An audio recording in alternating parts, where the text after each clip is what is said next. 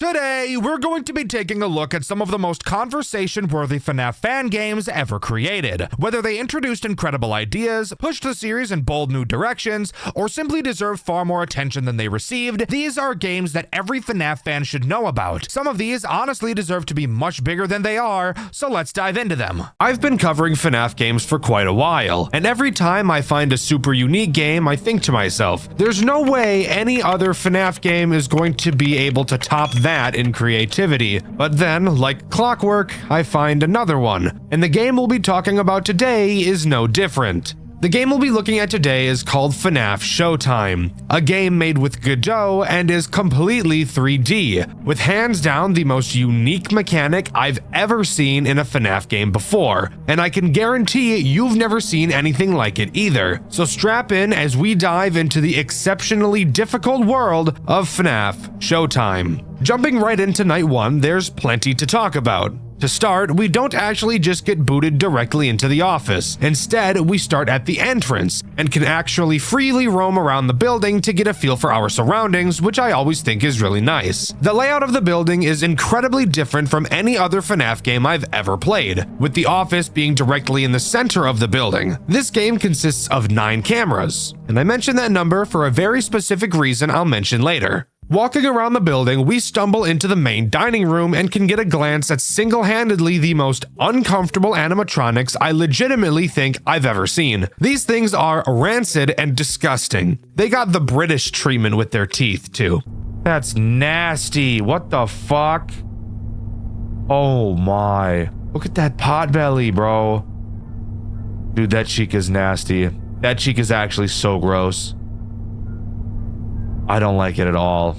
I don't think any kid would want to come to a restaurant with the characters looking like this. Anyways, moving to our office, we can talk about the tools we have at our disposal. And strap in because this might just be the most creative and horrifying FNAF game we've ever covered. In Showtime, you're stuck in the cameras once you start the night. You can never drop them, which means you can never close your doors. Not that that's an issue anyways, as both of the entrances to your office don't even have doors. This is where those 9 cameras I mentioned become super important. Your cameras are controlled by your keyboard, not your mouse, using the keys Q, W, E, A, S, D, Z, X, and C. If you take a look at the cameras, you'll be able to see which letter correlates to each camera. This is a system that took me very long to get used to, but it's actually super cool.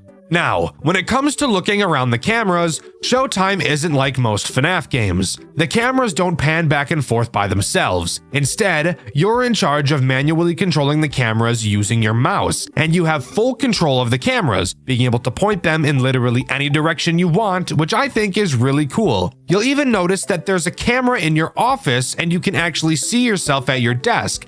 But if we can't leave the cameras and there's no way to close the doors, how are we supposed to defend ourselves from the threats this game introduces? That is an amazing question. But before we answer it, let's talk about the 2 threats this night introduces. Night 1 introduces both Bonnie and Chica. I'm going to be talking about them at the same time since they both behave in the same way. Obviously, their goal is to reach your office, so that's exactly what they'll do. Something I really like about this game is you can always watch them move around the building. They don't have just one static frame for each camera. As this game is a 3D environment, the characters actually do roam around. Now, onto how to defend yourself. Well, your camera is equipped with the ability to reset the animatronics and force them to go back to where they started. And how do you activate this? Well, let's just say I hope you guys have been practicing aim labs because you're gonna need it. By holding left click, you can shoot a signal out of the camera where the crosshair is pointing. If you see Bonnie or Chica anywhere on the map, aim the crosshair at their head and hold down left click. Do this for long enough and a little jingle will play and their eyes will glow yellow, signaling that they will return to their starting location. Is that not like the coolest shit you've ever seen? I've never seen anything like that in a FNAF game before. I love it when fan devs try something new, and I think this one really nailed it, because this makes this game incredibly stressful. And that's for one main reason. You'll notice that there are a bunch of employee-only doors all around the building, and that's for a good reason. If the characters could only come from one area, it'd be way too easy to just camp their spawn points. So, when a character goes into attack mode, they will appear from literally any of the employee doors around the entire map. They can start in the main dining room, they can start in the entrance, the 2 party rooms, Pirates Cove, the arcade. It doesn't matter. They can come from anywhere, needing you to constantly be monitoring everything and listening for footsteps to see where the characters are going to come from. It is hard to put into words just how cool and creative this mechanic is. Nope. Get the fuck back in there, dude. I want nothing to do with you. This is gonna be fun. This one's gonna be fun, dude. Holy shit. These characters move around a lot, so you will have to be tracking their heads constantly, which I personally think is really fun. And I think it's absolutely terrifying when you hear a character's footsteps, but you can't quite tell which room they're coming from. That mad dash looking around the cameras to try and find them in time really adds to the tension this game builds. Dude, where are they going? I cannot keep track of these guys for shit, dude. And it's only going to get crazier and more difficult as we continue. So let's move on to Night 2. Night 2 only adds one new threat to the game, and that threat is Foxy. Honestly, not that big of a deal when compared to the other characters and their bullshit. Foxy is very simple. He stays in Pirates Cove the entire game. He'll slowly move through different phases before charging at your office. Throughout the night, just make sure you're shooting him to reset his position, and he really shouldn't be an issue at all. No, where the challenge of this game comes into play is Bonnie and Chica, and the awkwardness of aiming and resetting them, as a lot of the time it feels very unresponsive. One of the strategies I came up with was at the start of the night, pointing all of the cameras at every possible place where the animatronics can come from. That way I can watch all 9 of them at once and see which characters come from which doors. And this would be the perfect strategy, except for 2 main problems. Let's start with the smaller issue. But don't get it twisted, it's still a pretty big issue. The characters move very quickly when they're walking. That by itself isn't a problem. What is a problem is the inconsistent amount of time it takes to send the characters back. Sometimes when you shoot them to reset, you only have to hold the mouse down for 3 seconds, and other times you have to hold it for upwards of 8 seconds. This massive inconsistency makes it very difficult to deal with the characters properly. But now onto the much bigger issue, which I admit is partially a skill issue on my end, but it also shows one of the game's flaws. An animatronic can be in a room. No shit. However, if you're looking at a character in a room from a camera that is not in the same room, you will not be able to reset them, even if you can clearly see them and have your crosshair directly on them. I think this is a problem. As mentioned earlier, it can take several seconds to send these characters back. And they're very fast, so they will be switching cameras frequently. And you'll have to match what cameras they're going to constantly, since you can't reset them from the room that the camera isn't in, even if you see them. The part where this is a skill issue is, I haven't been able to learn the map perfectly, to know off the top of my head how all of the rooms are attached. When you control the direction of each camera, and there's 9 of them, it will very, very quickly become incredibly disorienting to even figure out which area of the building you're in, let alone track 2 characters that are constantly walking around all the time. Again, this specific part is a skill issue for sure, but I do think my previous point is an actual problem. Hey, got my fucking aimbot on, bro. What the fuck? This is cheating.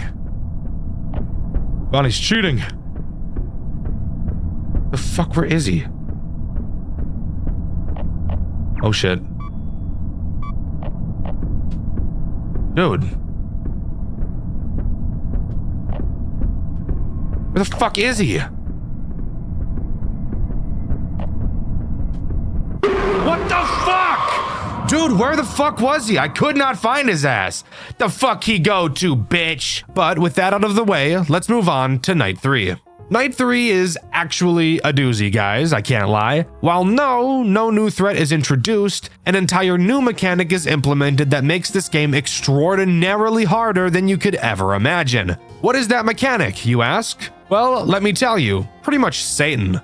Now, at specific times throughout the night, all of the lights to the building will be turned off for at least 1 in-game hour, sometimes longer, making it incredibly fucking difficult to see anything. So difficult that through my playthrough, which you can see over on my second channel, Dexter Black, I actually had to change my graphics settings to make it easier for me to see, because there's no way in hell I would have completed this otherwise.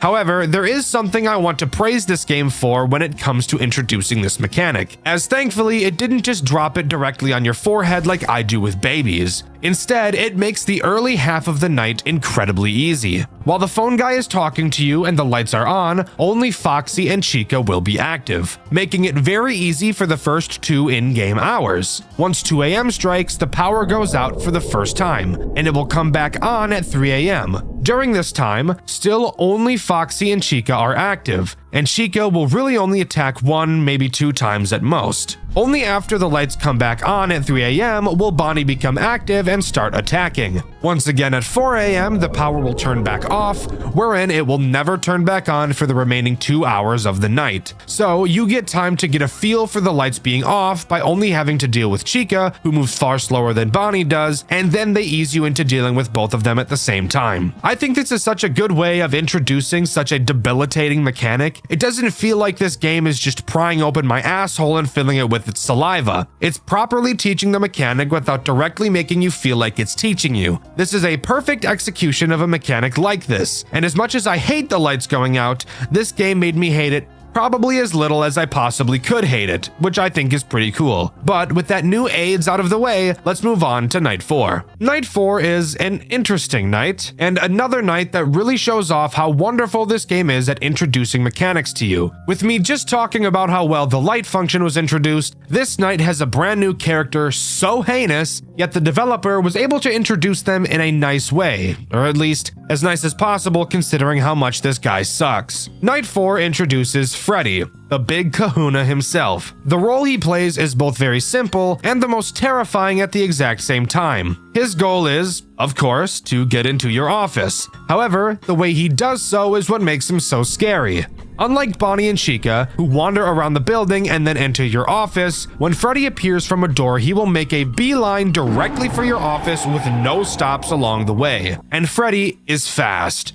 Very, very fast. Freddy's music will start playing during the times he can attack. During the music, you'll hear him laugh. When he does laugh, that's how you'll know when he's about to open a door. So you'd better drop everything you're doing to focus on him, because once he exits one of the doors, you have approximately 6 seconds to deal with him before he starts digging in your butt.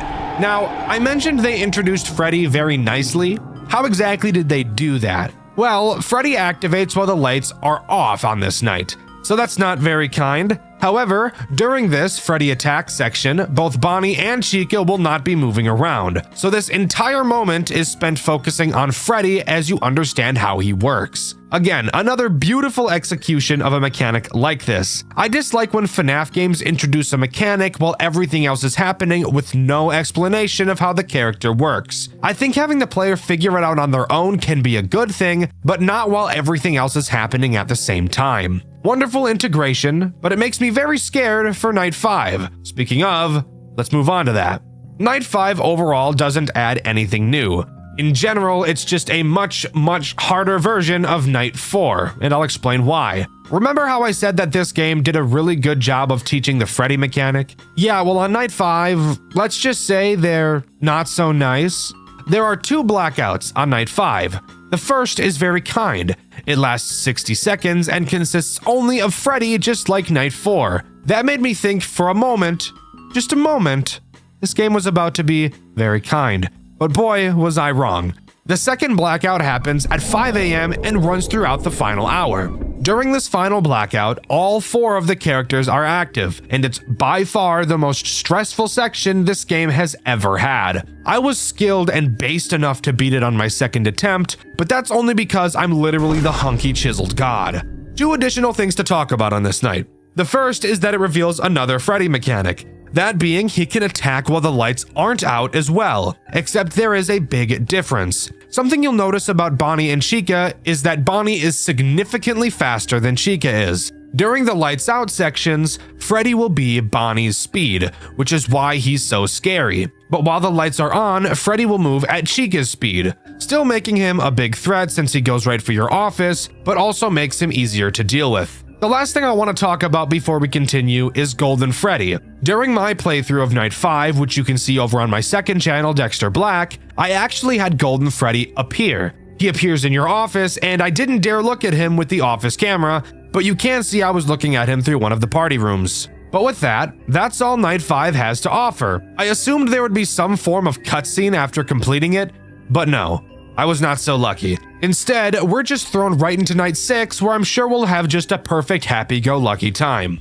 So turns out it wasn't actually a Night 6. Upon walking to your desk to start the night, you're greeted to the extra screen where you can play any of the previous nights again, do a custom night, a real-time night, and do 5 unique challenges. So as far as we're concerned, that's all FNAF Showtime has to offer. I'm just kidding. Of course we're going to talk about the challenge modes. So let's quickly go over the first and most boring one of them all, Blackout. As the name suggests, the entire night has the power out. So say hello to Usain Bolt Freddy pile driving your rear from the back for the entire night. Not a very interesting challenge mode, but definitely a challenge mode nonetheless. The next challenge is called Find the Cupcakes, my personal favorite challenge mode, and you'll never guess what it is we have to do on this night. Throughout the cameras, 10 cupcakes will be hidden. All you have to do is find each of them and reset them to collect them. The only threat active on this night is Chica, which makes sense since it is her cupcake, but I do feel it makes this challenge far too easy. I think having all the characters active but at lower AI values would make this challenge much more interesting.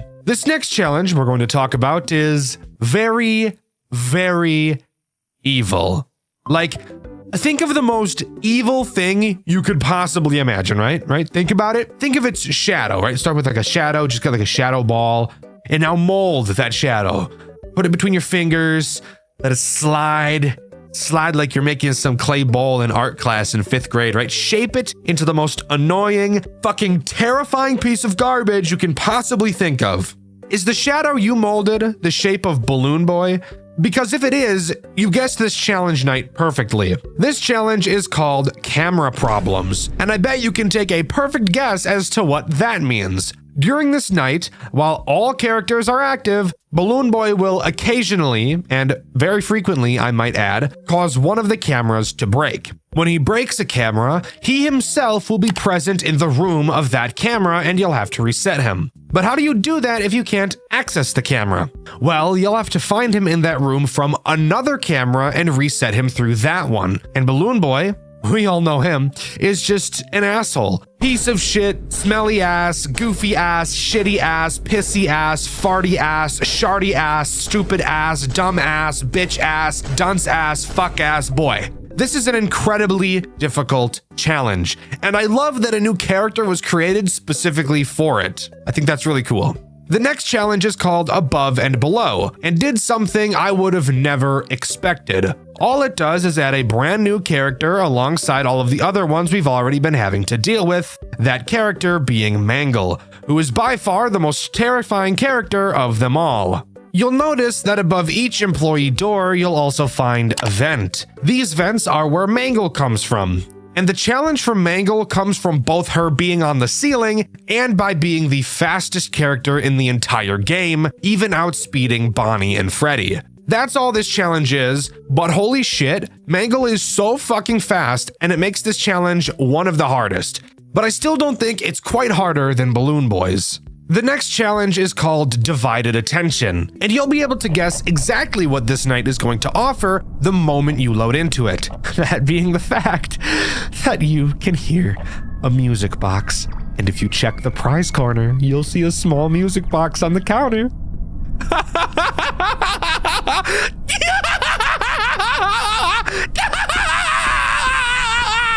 That's right!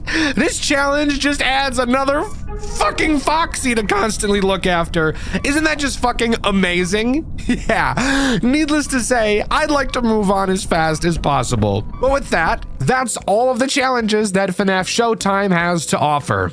And overall, I think FNAF Showtime is an incredible game. Even though there are only 4 characters throughout the main night sections, this game proves to be one of the most difficult I've ever played. Learning how to track the characters and prioritizing them is exceptionally difficult, but it's so cool. I've covered a lot of games made by the developers in the Five Nights at Freddy's Fanverse initiative. I've covered the fantastic Joy of Creation made by Nixon, the famous Five Nights at Candy's by Emil Mako, and I've covered the gorgeous One Night at Flumpty's by groomer Jonachrome. For the most part, I've enjoyed all of these games, but there is still one game in the initiative I have yet to cover, Pop Goes by Kane Carter. Another incredibly well-known FNAF fan game with a lot of people having a sweet spot for it. Today, I'm here to find out why. Stick around because I've got a lot to say about it. As mentioned, Pop Goes was created by Kane Carter and was released to the public on June 26, 2016. Immediately, it got a lot of recognition, with FNAF fan games definitely being popular at the time, but it was still new to find a game that remotely matched the quality of the originals. And Pop Goes 100% did. The game shares lore in continuity to the official Five Nights at Freddy's games. However, it does retcon everything FNAF 4 onwards, meaning in order to understand the lore, we have to think only about FNAF 1 through 3. With that key detail out of the way, let's get all around the cobbler's bench and right into Pop Goes. A lot of FNAF fan games like to have an opening cutscene, but not Pop Goes. This game will already get you on your toes by not even showing you the standard newspaper, just jumping right into night 1, wiping its balls all over my forehead. Fantastic. Something you'll notice immediately is the way that Pop Goes handles the office. It's honestly probably the coolest office I've ever seen come out of a FNAF game. It actually comes out of this game harder than you gooners come out of the closet. While in the office, which is hard to even call an office honestly, you will be able to look 360 degrees all around you, with 4 different directions to look in, all serving a different purpose. Although I will admit one of them doesn't really have any reason for existing, but we'll get into that later. Starting directly in front of us, we have our cameras, which are controlled by our phone, and some colorful buttons. Since this is where we'll be spending most of our time, I'll talk about this a bit later. Turning to our left, we can actually see one of the animatronics, and it's at this moment it becomes apparent that we are not in an office, but are rather just in a giant-ass room in the restaurant. This character's name is Blake the Badger, but he's harmless on this night, so as I've already said multiple times, we'll talk about him later.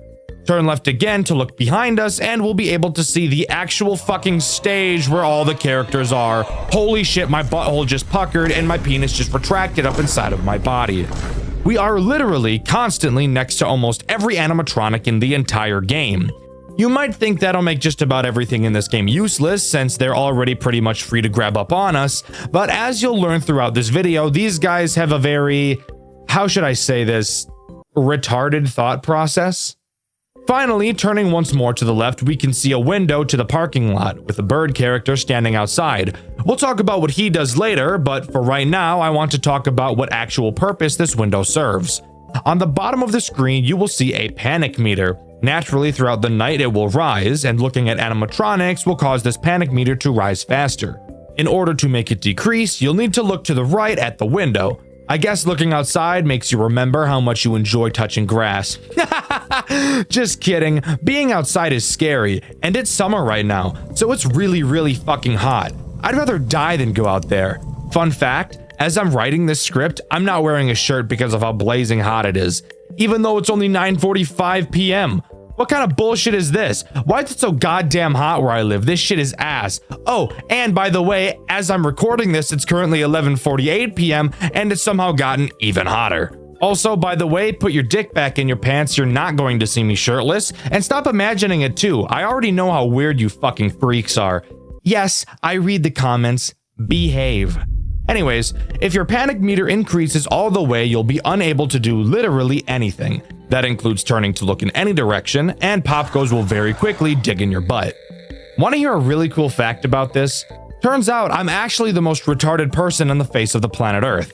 The phone guy explicitly describes that if we're feeling panicked to look outside. I swear to you, I had no fucking idea that the window to our right was a window to the outside. I knew it was a window, but for some reason I couldn't tell that it was to the outside of the building. I thought it was just another room inside the building, and I think the reason I thought that was because the animatronic could be seen through it, and I didn't think that they'd place an animatronic outside. But that still doesn't make sense, because what I thought you had to do was look at camera 10, which is a camera out in the parking lot. While this does seem to decrease your panic very slowly, I thought it was going to be impossible to beat this game because of how slowly it dropped. Again, Keep in mind, I can see the crow animatronic in this camera, and it took borderline until night 3 for me to notice that yes, that window is outside, and by looking out of it, my panic will decrease a fuck ton faster. Looks like the panic meter don't exactly work very well though, bro. Like, look, you fucking jumping back up and shit. What am I supposed to do with this panic meter, bro? It like doesn't go down consistently at all. Dude, this is bullshit. What the fuck are you supposed to do? That's not possible. What the hell is that bullshit? What? What's the point of turning except to see? Like, what's the point of this? Like this area. Wait, that's the... Oh! I'm retarded. This is the fucking parking lot. He means literally... Guys, I'm actually fucking retarded. Holy shit, guys. I'm a fucking idiot. Oh my god. That has to be actually the fucking stupidest thing I've ever done in my whole life. So, with that out of the way, let's talk about our camera system. Looking at it at a first glance may seem a bit intimidating, but this game actually does a fantastic job at slowly introducing new mechanics. It's actually probably better at this than any other FNAF game I've ever played before. Let's just focus on what needs to be focused on during night 1 and ignore everything else until it becomes relevant. Obviously, you can switch through the cameras like any FNAF game, and the cameras in this game use no power. In fact, this game doesn't even have power to begin with, which I think is something we can all appreciate. The only other thing on the cameras we need to worry about is the room shutdown button. This button does exactly what you think it does, temporarily shuts down the power to a specific room. You'll notice you can only use this button on cameras that have this weird device on them, and if you can't tell what this is, it's a 3D printer. Why are there 3D printers here? Well, canonically, I'm pretty sure it's because the kids that come to the restaurant can print out their own animatronics or something like that. I don't really know. I was more focused on the phone guy talking about his boring ass life. I wasn't really paying attention to the actual story of the game very much. Where these 3D printers come into play during gameplay is when we talk about our boy, Pop Goes the Weasel. Yes, we are actually introducing the main character of the game on night 1, something quite a few FNAF games don't like to do until later nights. Pop Goes will leave his stage and head towards any room with a 3D printer, which by the way you can actually turn around and watch him leave via walking through the very room you're sitting in. Remember how I said the characters in this game make some pretty retarded decisions? Yeah, this is one of them. If Pop Goes' goal is to kill me, why doesn't he just do it? He's literally directly behind me. It would not be hard at all. In fact, the only time he does kill you is when your panic meter gets too high. So, if he doesn't kill you himself, how is he a threat? Great question, and one I'm going to answer because, no shit, it'd be a pretty shitty review if I didn't explain anything. Once Pop Goes enters a room with a 3D printer, he will attempt to print out a piece of a character called the Black Rabbit. It's literally just Shadow Bonnie from Five Nights at Freddy's 2. In order to stop him, you will have to shut down the room he's in before he prints it. This will make the printer turn off and will make him leave to go find another one. After a few seconds, the power to the room will automatically come back on, so you don't have to worry about losing sight of the room forever. Pop Goes is completely relentless. The moment you shut down one room, it won't be long until he attacks another, which actually leads to a constant pressure gameplay loop. Typically something I would find unfun, but again, this game actually does it incredibly well, and I think it has everything to do with how well it introduces new mechanics. But back to Pop Goes. If you don't shut down the room fast enough, he will print out a piece of the Black Rabbit and walk back to the office. If you turn around, you can actually catch him placing the piece he printed out on the table behind you. If he prints out every piece, the Black Rabbit will become active and immediately kill you. I personally never died to the Black Rabbit, which goes to show either how easy this game is or how much fun I had playing it that I was able to find a rhythm. I should briefly mention how the phone calls in this game work, since they're also quite a bit different from most I've seen. Unfortunately, the phone guy is British. I know that should be given a warning in and of itself, but let's try to move past that tragedy. After getting the typical phone guy spiel, you're given 3 options for things to ask him, and whatever you choose will actually give you some branching dialogue, giving a small bit of replayability to each night. One option usually elaborates on a mechanic, another usually does some lore dumping, and the final is typically just some silly fun. Small details, I'm telling you. They're what make me appreciate games the most. But after beating Night 1 in typical FNAF game fashion, we're tossed into a post-night 8-bit minigame to do some lore dumping. Except this game actually does it a little different than other games do. Each minigame takes place in the same area. This weird red maze-ass area. I have no idea what the floor is supposed to be made of, but let's ignore that. In this minigame, we play as Stone the Crow. This is the same character that stands outside of your window in the parking lot, by the way. Each character you play as in this minigame will have a different path you need to follow, and a different item you can interact with. This is the route you need to take as Stone. Following this path will lead you to a balloon boy chained up. Once you see him, the minigame ends. However, if you want to get one of the special endings in this game, there is something you need to do first. In each minigame, you will be able to find a secret character named Simon. Once you find him, you will be transformed into what I'm going to call a purified version of the character. Once purified, if you head over to the balloon boy, instead of the game just ending, you'll actually be able to free him from his shackles. This will happen in every minigame, just with different paths and characters. Additionally, if you interact with Balloon Boy's hat before you reach his room, a short cutscene will play. And by cutscene, I mean a single fucking drawing. But hey, that's cool, I suppose. As far as I'm aware, looking at these drawings doesn't aid in getting you a special ending, just some fun extra lore to find. Night 2 introduces 2 new characters, except they both do the exact same thing at the exact same time in the exact same way, so they're basically only one character. Those characters being Saffron and Sarah the Squirrels, aka this game's gooning material. Get your Jergens out, or just use your hand if you have foreskin because your parents don't love you. Saffron and Sarah, like Pop Goes, can be seen on stage directly behind you. They too would prefer to do something incredibly complicated and retarded rather than just blow your back out from behind like any normal attacker would do in this situation. They introduce a new mechanic, your vents. As I'm sure you could guess from me saying that, these two travel through your vents in an attempt to drop down on you and sit on your face, which is exactly why I never stopped them. Anyways, you can toggle your vent camera on a majority of cameras around the building. Think of the map as a big roundabout these two have to go around. They start in camera 8, then go to 6, then 3, then 1, then 2, then 5, then 7, and finally arrive at your office. So you have plenty of time to stop them. But be warned, once they travel into a new vent, they will never go back under any circumstance. So really make sure you stay on top of them. Personally, I'm into femdoms, so I prefer to be on the bottom of them, but that's really not important. When you spot them in your vents, you must turn on your vent heater, which will cause lasers of all things to shoot down in the vent, blocking their path. The phone guy tells you that these lasers will stay on for 1 minute, except this game has a crazy twist, and the twist is that he fucking lied. The lasers actually only stay on for 9 seconds. Not 10, 9. Fuck me, I didn't want to see a nice round number anyways. Don't fret, you don't actually have to keep track and count in your head, as on your cameras a heat symbol will appear whenever your lasers are active, meaning that as long as you know how to use your eyes, you'll always be able to tell whether or not your lasers are on without constantly having to toggle vent to check. Kane could have easily not put this heat symbol in the game, and without changing any mechanics, it would have made it a fuckload more difficult. But Kane cares about video game balancing, and I really respect him for that. If the squirrels get all the way through the vent, they will appear in the vent directly above your head. If you look up, you'll be able to see them peeking down at you. Much like Pop Goes, these girls actually never attack you. Instead, what they do is snatch up your phone like a frat boy snatches up Easy Cooter.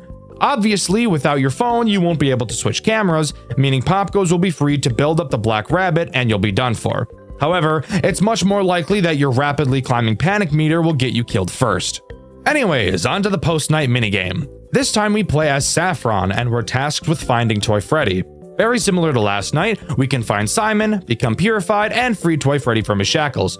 Oh yeah, and additionally can view another picture with some loud-ass music playing as well. Lore or something! Also, by the way, here's the path you need to take. Night 3 introduces one new threat, Blake the Badger. However, I first want to talk about a threat I haven't mentioned thus far, Stone the Crow. He actually has 2 different attacks, one that becomes active early in the game and one that doesn't become active until a later night. Both of his attacks are actually the most threatening and annoying out of any character in the entire game. Crazy how one character can have multiple ass-erupting problems that I hate. His early attack has him just be an annoying prick.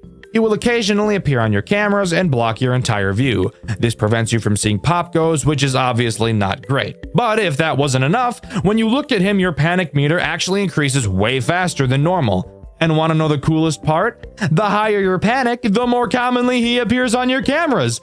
That's a fucking wombo combo if I've ever seen one before. Holy shit. Leave my poor anus alone. It's had enough. In order to make him stop appearing on the cameras, you obviously have to lower your panic. Ironically, by staring at him out in the parking lot. Let's just pretend like that makes sense. Anyways, now I can talk about Blake the Badger, a character who is literally just fun. As I mentioned previously, Blake can be seen directly to your left. This, by the way, is the direction that is pretty much useless to look in. Along with seeing Blake, you can also see the door to the server room in this direction. If you look this way long enough, you'll see Blake walk into this server room. You can view the server room on your cameras where you can see Blake present. This camera is one of the reasons why watching him move real time doesn't matter, because you'll be checking the cameras consistently anyways. Blake has you play Simon Says. Hey, Simon! Like the guy in the minigames. I wonder if that's a coincidence. Once Blake is in the server room, he will set the monitor inside to a certain color. On your desk, you will see 5 different buttons, each with a differently colored circle on them. What you need to do is click the circle that's the same color as the monitor in the server room, and then press the Blake button next to your monitor to call him over so we can check if you chose correctly. When you call him, by the way, he will literally come right up to you. If you turn to the left, you will see him staring right at you, which kind of startled me the first time I saw it. If you got the colors right, he won't attack you and will go back to minding his own business. Get it wrong and you're obviously fucked. Want to hear another reason why looking to the left is not worth it? Well, if Blake happens to be there because he's checking on your color, if you look at him, your panic meter will increase drastically. So there is literally never a good reason to look to your left, ever, so just don't. Night 3's post-night minigame has you play as Sarah. I'm sure you can already guess what you need to do. Find Simon, become fearified, and find my wife Toy Chica and free her from her shackles, and then let her use those shackles on me so she can have her way with me. But let's leave Chica and I alone while you guys move on to Night 4. Oh yeah, and here's the path. Night 4's new threat is Stone the Crow. While yes, I've already established his camera blocking threat, that's not the only threat he has, as I've already mentioned. This is the night where his much more annoying problem arises. If you are to look out of the window for too long, Stone will turn his head towards you and, I'm not joking, make the most ear-piercing, skull-fucking degrading screech I've ever heard in my entire life. I'm not lying. It's actually the loudest noise in the whole game, and it scared the fuck out of me every single time I heard it.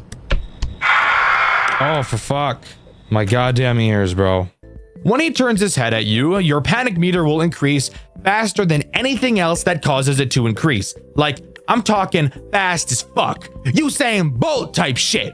Obviously, turning away will cause him to stop staring, and you'll be able to look at him again to decrease your panic that he so rudely increased. This does bring up an interesting dilemma and will force you to come up with a new strategy when playing. You know that looking out the window for too long will cause him to look at you, but you also need to keep your panic empty so he doesn't appear on the cameras. So you need to figure out a proper way to both deal with Pop Goes, the squirrels, and Blake, while also looking out of the window frequently enough to not cause Stone to look at you, while also keeping your panic meter completely empty so he doesn't appear on the cameras. Because once your pattern breaks, it will be very difficult and stressful to get yourself back on track. Night 4's post-night minigame has you play as Blake. Here's the path you have to follow to get to Mangle, but remember to find Simon and purify yourself first. I'll never understand the attraction some people have to Mangle. I don't even see how sex with her would be fun. She's a fucked up mess of wires. Even if you could figure out how to get it done, you'd borderline have to be a contortionist in order to not get yourself injured while doing the deed. Anyways, on to Night 5. Night 5 doesn't introduce any new threat, just being a harder version of Night 4, so I'll use this time to talk about Simon and how he appears in the nights. That's right, Simon himself does appear in each night, however, I never saw him throughout my playthrough, which you can find on my second channel, Dexter Black, and that's because of how specific finding him is. Each night he will appear in a certain room at a certain time, only for a few seconds, which is why I never saw him. When you find him, you will need to click on one of your Simon Says buttons that corresponds to the color of his eyes. When you do, he will say something to you. I guess it being Simon Says wasn't a coincidence after all. On night 1, he will appear in the arcade's vent camera at the 526th second of the night. That's right, it's actually that specific. His eye color will be red and he will say the following. Simon says, On night 2, he'll appear in the birthday room camera at the 116th second. His eyes will be pink and he'll say the following. keep vomiting me. I'll tell you everything. On night 3, he'll appear in the parking lot camera on the 472nd second. His eyes will be blue and he'll say this. Oh, brother. He must be so fond of him. On night 4, he'll appear in the staff room at the 342nd second of the night. His eyes will be yellow and he'll say the following. Do you think you know who he is? The truth is behind this door. And at night 5, he'll appear in the hallway camera at the 273rd second of the night. His eyes will be green and he will say this. He doesn't want to remember. We can help him tomorrow. Overall, a pretty cool bit of extra lore in a very fun and interactive way. Again, I'm in love with little details like this. Also, here's another fun fact. If you stare at Simon's screen in the extras menu for too long, your game will crash, so that's pretty cool. Anyways, onto the post-night minigame. Here you play as Pop Goes. Here's the path you have to take to find the worst FNAF character ever designed, Toy Bonnie. And as always, don't forget to find Simon and purify yourself. God, I fucking hate Toy Bonnie. He's the main reason why Five Nights at Freddy's 2 sucks as much dick and balls as it does. I know people have found a way to make 1020 mode not random, but fuck you. He's still a bag of dicks. Night 6 once again adds no new threats, just being the hardest non-custom night in the entire game, really amping up the game's difficulty. I want to talk about two things during this night. This game does probably the best job I've seen at making a challenging experience without being frustrating, janky, or awkward. This night is definitely hard, requiring you to be precise with your mouse, quick with your thinking, and requiring a lot of nerve control throughout. But never throughout my playthrough did I feel like the game was unfair or that there was too much RNG involved. This game is a perfect balance of challenging and engaging. I've truly never seen another FNAF game pull it off as well as this game has. Additionally, Simon can be found on this night as well. I didn't talk about it last night because the way you find him in this night is without a doubt one of the coolest things in the whole game. He'll appear in the station on the 273rd second of the night. You might be wondering what the station is, and the station is literally the room you are sitting in. Simon will appear on the table directly behind you. He leans in so close you can feel his breath on the nape of your neck. It might turn some people on, but it personally makes me feel a bit uncomfortable. Anyways, his eyes will be white and he'll say the following. You wanted to save her, and I will make his wish come true. Thank you, Strix. If you've done everything correctly in the post-night minigame so far, you'll be put into the 6th night post-night minigame where you play as the Black Rabbit. Finding Simon, you'll realize he looks different, appearing to be glitching as the purple guy, and upon purifying, you seem to become Spring Bonnie, implying that either Simon has been William Afton the whole time, or that Pop Goes has been trying to construct William Afton the whole time. Continuing forward, you find a man and kill him. This man being Fritz, or Jeremy Fitzgerald, the phone guy who's been talking to us throughout the nights. Hold the fuck up. The phone guy has been Jeremy Fitzgerald, aka the person we play as in Five Nights at Freddy's 2. Again, keep in mind that anything that happens in the official FNAF games from the 4th game and beyond are not canon in Pop Goes. Throughout the game, Fritz talks about an accident he had at Freddy's, never going into specific detail as to what it was. I'm going to take a guess he was either the Bite of 87 victim or the Bite of 83 victim, since he also mentioned that he used to work for Freddy's.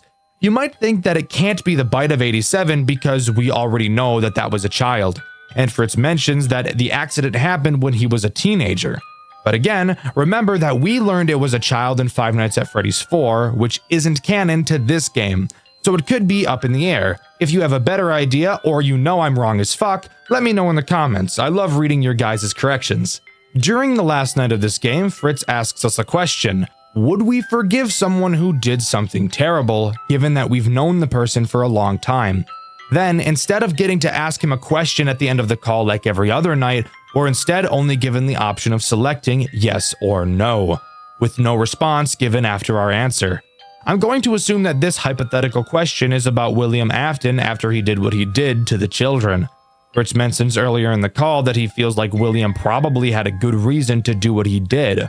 Fritz knew William and didn't want to believe he killed the kids with no good reason. I think he asks us that question in an attempt to make himself not feel so alone in wanting to forgive him. After killing Fritz in the final minigame, one last cutscene plays out. We're back in our office and we watch as Simon approaches us and stares deep into our eyes, making us fall in love. No, I'm kidding. I mean, he does stare at us, but I highly doubt it's for that reason. And with that, we get the grave ending. As far as I'm aware, this game's version of a true ending. And that's where Pop Goes comes to a close. Overall, I actually love this game. Originally going into it, I was nervous that this video was going to be another hit piece like Jolly, but I was actually very pleasantly surprised when it turned out to be a very enjoyable experience. I truly think that this game has the best difficulty balancing of any FNAF game I've ever played. Each mechanic feels solid and has great synergy with every other mechanic, without having the game feel unfair and overwhelming while still providing a satisfying challenge. The story isn't too convoluted, and there's not a lot of garbage hoops to jump through to be able to experience it, which for someone like me, who dreads learning the lore in games, can really appreciate. Because of all of these reasons, I'm placing Pop Goes in my top 10 favorite FNAF games of all time. I honestly really enjoyed my time with this game, and I highly recommend all of you give it a try. You won't regret it. Also, I'm aware that Pop Goes is getting a remake, and I'm incredibly excited to review that when it comes out. What's the best Five Nights at Freddy's fan game ever made? I think there's a few answers that could really give a valid argument. Maybe you think it's One Night at Flumpty's. Maybe you think Pop Goes. Or maybe you're super wrong and think Five Nights at Candy's too. God, I fucking hate that stupid game so much. It's so goddamn boring and repetitive. I'd rather stick my dick in a toaster than play it. But hey, that's probably a video for another day. I should mention that the title of this video says the best FNAF fan game, but what that really means is from a gameplay standpoint. How fun is it to actually play? Maybe after hearing that, your answer has changed. The game we'll be covering in this video is, in my opinion, the best FNAF fan game from a gameplay standpoint that has ever been made, The Joy of Creation Storyborn. Fun fact, Markiplier also agrees with me on this point. I'm not even lying about that. This was amazing. This is by far the best Five Nights at Freddy's fan game ever made, just from a gameplay standpoint. And I'm only speaking from a gameplay standpoint. So yeah, Markiplier and I are basically best friends. Mark, if you're watching, best friend, leave a comment that just says, "Peep." That way everyone will know that we are canonically best friends. Thanks, my boy. Before we begin, I'd like to greatly apologize for my lack of videos in the last 2, probably 3 weeks as of the time of this going up. I just got done moving to a new city and starting my new full-time job, so I have not had any free time. But I'm finally back in the groove, and I have a set work schedule that won't change, so expect uploads to be more frequent now. I plan on releasing 1 video a week on the White channel. Don't quote me on that, but I will definitely try my best to keep it up. Also, big news, we have a community Discord server now. Hooray! A while back I asked you guys in a community post if you wanted a Discord server, and the majority of you said yes. So I hunkered down and actually got one created. It probably isn't the best, but with your guys' suggestions, I'm sure we can make it a place where we all want to hang out and chat with each other. You can join using the link in the description. In the last video, I asked you all what your favorite monster from the web of cogs and oil was. My favorite comment was this one by Ads the Flareon. They chose the corpse, and while my favorite is the trickster, I really like the thought process behind this answer. Flareon says that they're so desensitized to animatronics that the machine isn't even on the table for favorite. They go on to say how out of place the corpse feels and how that alone makes it the creepiest. Jesus, would he just get to the topic of the video already? Yap, that's all this bozo does. Listen, I hear you. You don't need to be a dick. Let's get to the video. The Joy of Creation story mode is, as I'm sure you already know, not the first game in the Joy of Creation series, but let's all be honest with each other, it's easily the first one that's actually enjoyable to play. The original Joy of Creation might actually be the most boring experience of all time. It consisted of you sitting in a chair, spinning in a circle, and flashing your flashlight at everything you see for an infinite amount of time. That's right, there wasn't even a time system. Story mode, however, is absolutely amazing, so let's get into it. The game opens with a cutscene. We play as an adult named Nick Cawthon. Recognize that last name? Well, you should, and don't worry, I'll be talking about it in a bit. Nick walks up to an old house in the middle of the woods and recounts how long it's been since he's last been there, insinuating that something terrible happened inside before. We get a flashback detailing the start of what happened, and we're shifted into the point of view of a new character named Michael. Michael wakes up in a basement. We find out it is in fact not Michael's basement, and is instead Scott Cawthon's? What the fuck? Regardless, Scott asks Michael what he's doing in their house. Michael states that he doesn't know, and a child version of Nick convinces Scott and Val, who is Scott's wife, to let Michael stay the night at their house. Absolutely, positively, possibly one of the worst plays I've ever witnessed in my whole entire life. You found a guy in your basement, talked to him for 3 minutes, got a solid 0 answers from him, and allowed him to stay in your house overnight while your wife and child are inside. Absolutely brilliant. This is when we enter the first, what the game calls memories. I can't call them nights since all of the challenges we will play through actually happen at pretty much the exact same time. For Memory 1, we are in a bedroom in a crib, where we play as Nick again, this time as a child. We wake up in the middle of the night during a thunderstorm, and Michael starts talking through Nick's baby monitor, effectively acting as the phone guy of this memory. Michael explains to Nick that there are monsters trying to get him, and explains in detail how to fend them all off, explaining that at 6 a.m., the monsters will all go away, and we're thrown into the first challenge.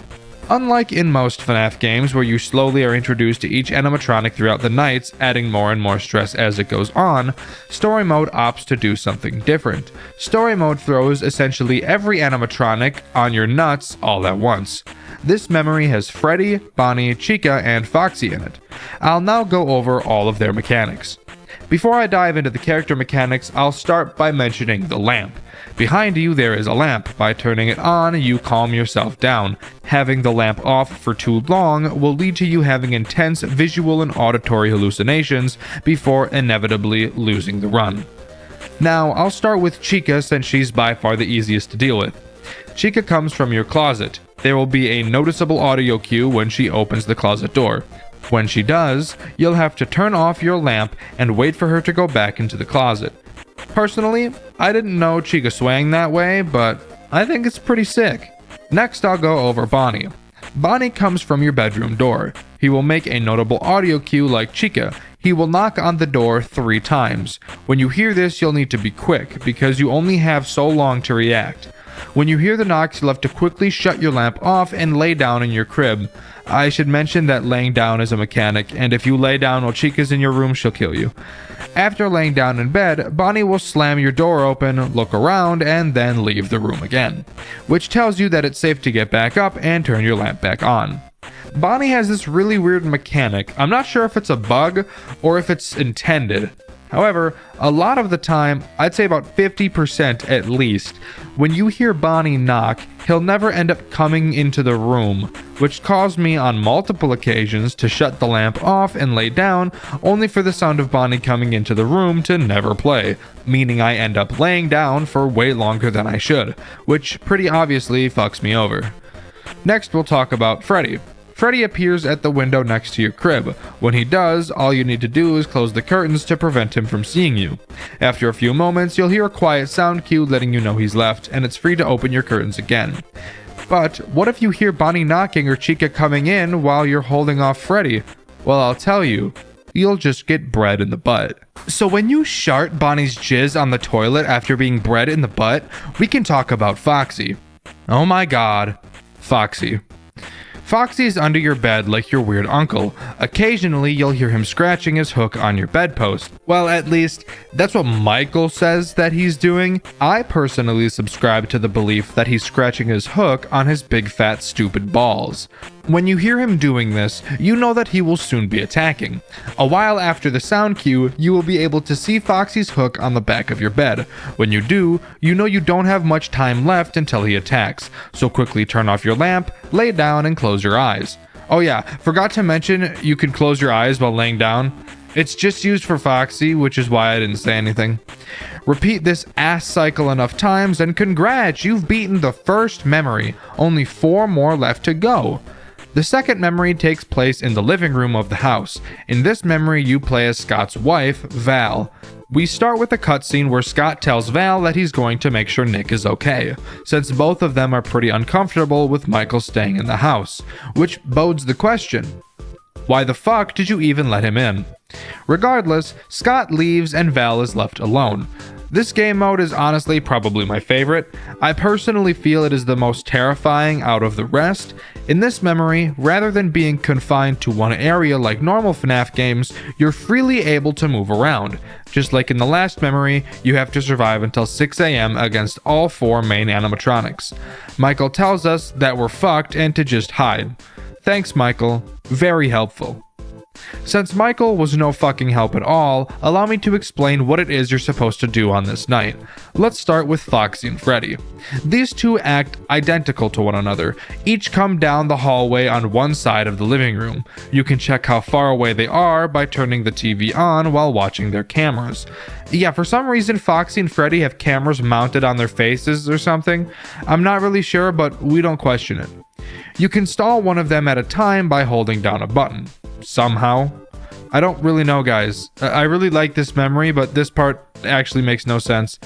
Please bear with me. Get it? Bear. Like Freddy. Like Freddy, because Freddy's like Freddy Fazbear. Like he's a bear. Bear with me. Do you get it, guys? Guys, do you get because he's like a bear? You'll notice that Foxy and Freddy both move at the same speed. So if you don't begin stalling one of them, they will reach your room at the same time, which will mean immediate death for you. How do you keep them out? I hear you asking. Well, guess what? You don't. That's right. The animatronics in this night will literally enter the room you are in and try and find you, so you'll need to hide from them when they open the door. The way you hide from Foxy and Freddy is by hiding right next to the door that they'll be opening. The only problem with this is that when you're standing next to one door, you're right in the line of sight for the other, meaning that if you're hiding from Freddy and Foxy opens the door, he'll see you and promptly kill you. This is why stalling one of them is super important, as you'll be able to control and create a pattern at which they will come to the doors. Now let's talk about Bonnie. Along with the 2 doors that Foxy and Freddy come from, there are also double doors to the living room as well. I really have no idea why there are so many entrances to the living room. This house is a fucking maze. Bonnie doesn't have a camera, so you can't watch him directly. Instead, you'll have to walk over to the double doors and look through the keyhole to see how close he is. Once he gets close enough that you'll be able to smell the grease on his fuzzy nutsack, you just have to hide on either side of the double door and wait for Bonnie to arrive and close the door. Which brings yet another issue. When you're hiding from Bonnie, whichever side of the door you're on will leave you vulnerable to either Freddy or Foxy, so you'll really have to balance and know where Foxy and Freddy are at all times. It's the reason why I really like this memory. I really like micromanagement in games that are both hard but fair. This is why I think 1020 mode in FNAF 2 is such bullshit, because it's actually just not fair, especially Toy Bonnie. Toy Bonnie is the reason why it took me 14 hours to complete that stupid fucking mode. If you want me to make a video talking in detail about why I hate that mode specifically, let me know in the comments below. With Bonnie, Freddy, and Foxy being gone over, the only character left to talk about is Chica. Chica is easily the weakest character in this night, very similar to last night. Chica will randomly appear next to one of the windows in the living room. You'll be able to tell because she starts growling? What? She's a fucking chicken. Why would she growl? Whatever, that doesn't matter. When she does, you'll have to get up from the couch. I should have probably mentioned that when you look at the TV to check on Freddy and Foxy, you have to sit down on the couch. I didn't think it was important when I was writing that part of the script, but I just remembered while writing this part, and I'm honestly way too lazy to go back and edit that part of the video to add one sentence. So instead, I opted to add in a whole nother section just to explain why I didn't explain that that part of the game before, arguably padding for runtime, even though this video would have been well over 15 minutes without it. Hopefully you enjoyed this section of Dexter Over Explains. Anyway, when you hear Chica growling, you'll have to stand up from the couch and not move until you hear the growling stop. Once you do, you're free to move again. If you move, Chica will jump scare you, which actually doesn't kill you until the final hour. Instead, it will just send you back to the couch and you won't be able to check the cameras for a while. Chica is easily the weakest part of this memory, as previously stated. She just feels so shallow compared to the other three. I know the other three all do the exact same thing, but they do so in a way that feels interesting. They do so in unison, as even though they do the same thing, they all work together in a way that keeps up the intensity all night. Chica just feels so out of place. After 6 a.m., this memory is over and we can move on to the next one. The next memory takes place in the office where you play as Scott Cawthon himself. This memory starts with Scott going to check on Nick, but of course, we both know what Nick and Val are going through at the moment. Now it's Scott's turn. Scott sees Freddy and starts running. I'm talking haul assin'. His house starts going batshit crazy and Scott hides in his office. He listens to a tape he left himself on how to defeat the animatronics that he made. I try to wrap my head around this section and the lore implications behind why he was leaving himself recordings, but I'm honestly too tired and way more focused on the gameplay in this game. This night is okay, I guess. It's interesting at the least, and it's very clearly just a large improvement from the first Joy of Creation game. Instead of just spinning in a circle and flashing your light when you find animatronics, you actually instead have to actively search for each animatronic. Let's start with Freddy, since he's both the easiest to deal with and the weirdest overall. Freddy can appear in any of the 4 entrances to the office: the front door, the window, the other window, and the closet. Just like the living room, this memory is free roam, so you'll move around to find the animatronics. When you find Freddy, just flash him with your flashlight and he'll leave. Something very interesting about Freddy that I should note: if left unanswered, Freddy will not kill you throughout the memory. Rather, he acts as a check for the end of it. If you reach 6 a.m. and Freddy is in one of the locations where you could find him, he'll kill you, so you have to make sure that you're really on top of him. I'll talk about Foxy next. On your desk you'll find 3 monitors with cameras. It's been so long, really starting to feel like classic FNAF now. You can look through the cameras on these monitors to find Foxy. When you do, all you have to do is look at him on said cameras. Eventually he'll have a seizure and leave. That's it, pretty simple. But of course, the characters in this game tend to like to work together to make your life more difficult. So that brings me to Bonnie. You can also find Bonnie on the cameras. However, if you see Bonnie on the cameras, make sure not to look at him directly. If you do, he'll punch the shit out of your camera, and you'll no longer be able to look at it for the rest of the memory. Instead, you have to go to the location corresponding to which camera you saw him on, and flash him with your light to make him go away. Now we can talk about Chica, who, unlike the last 2 memories, is actually my favorite. So, there's this giant fucking hole in the wall of your office.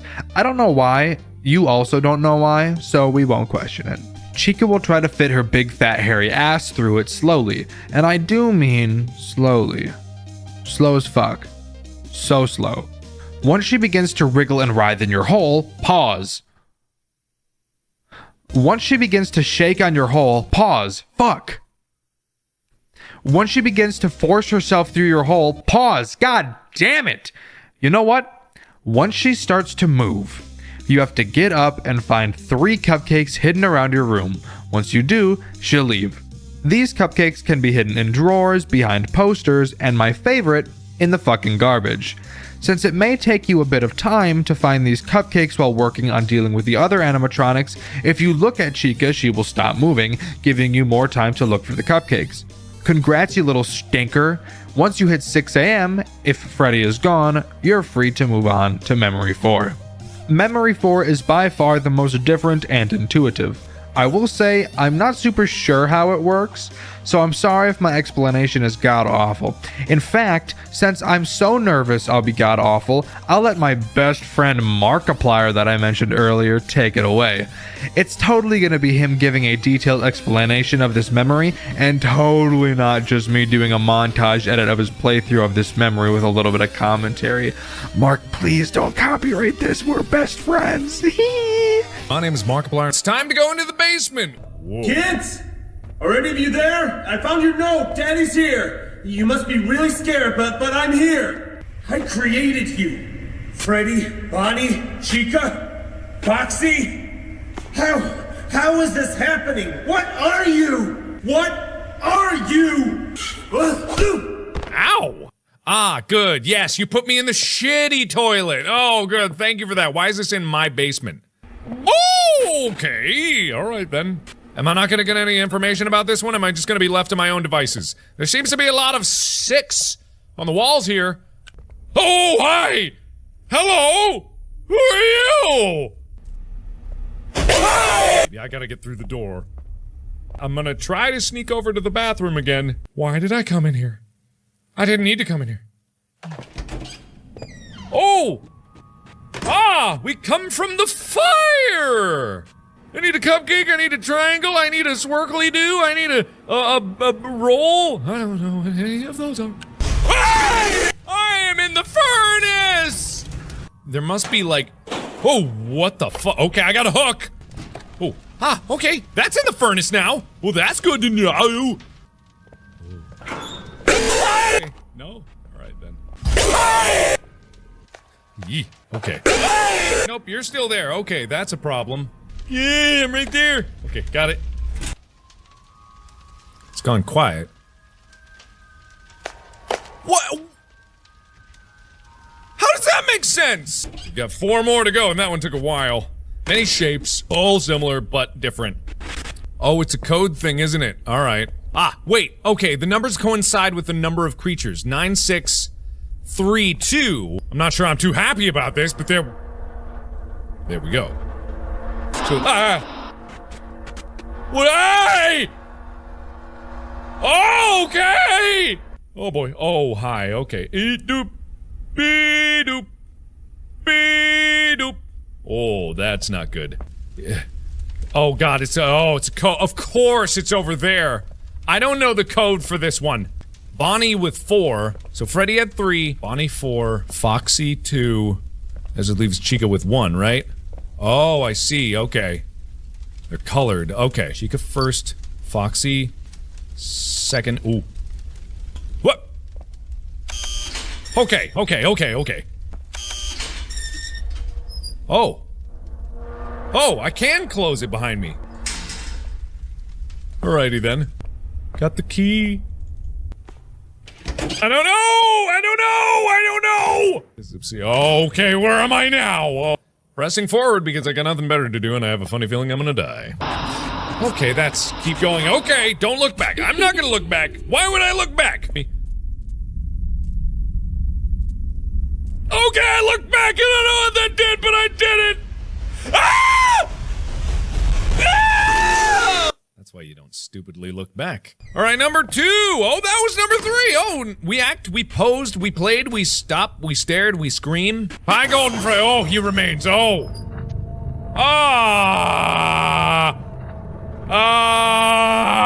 What do I do about this?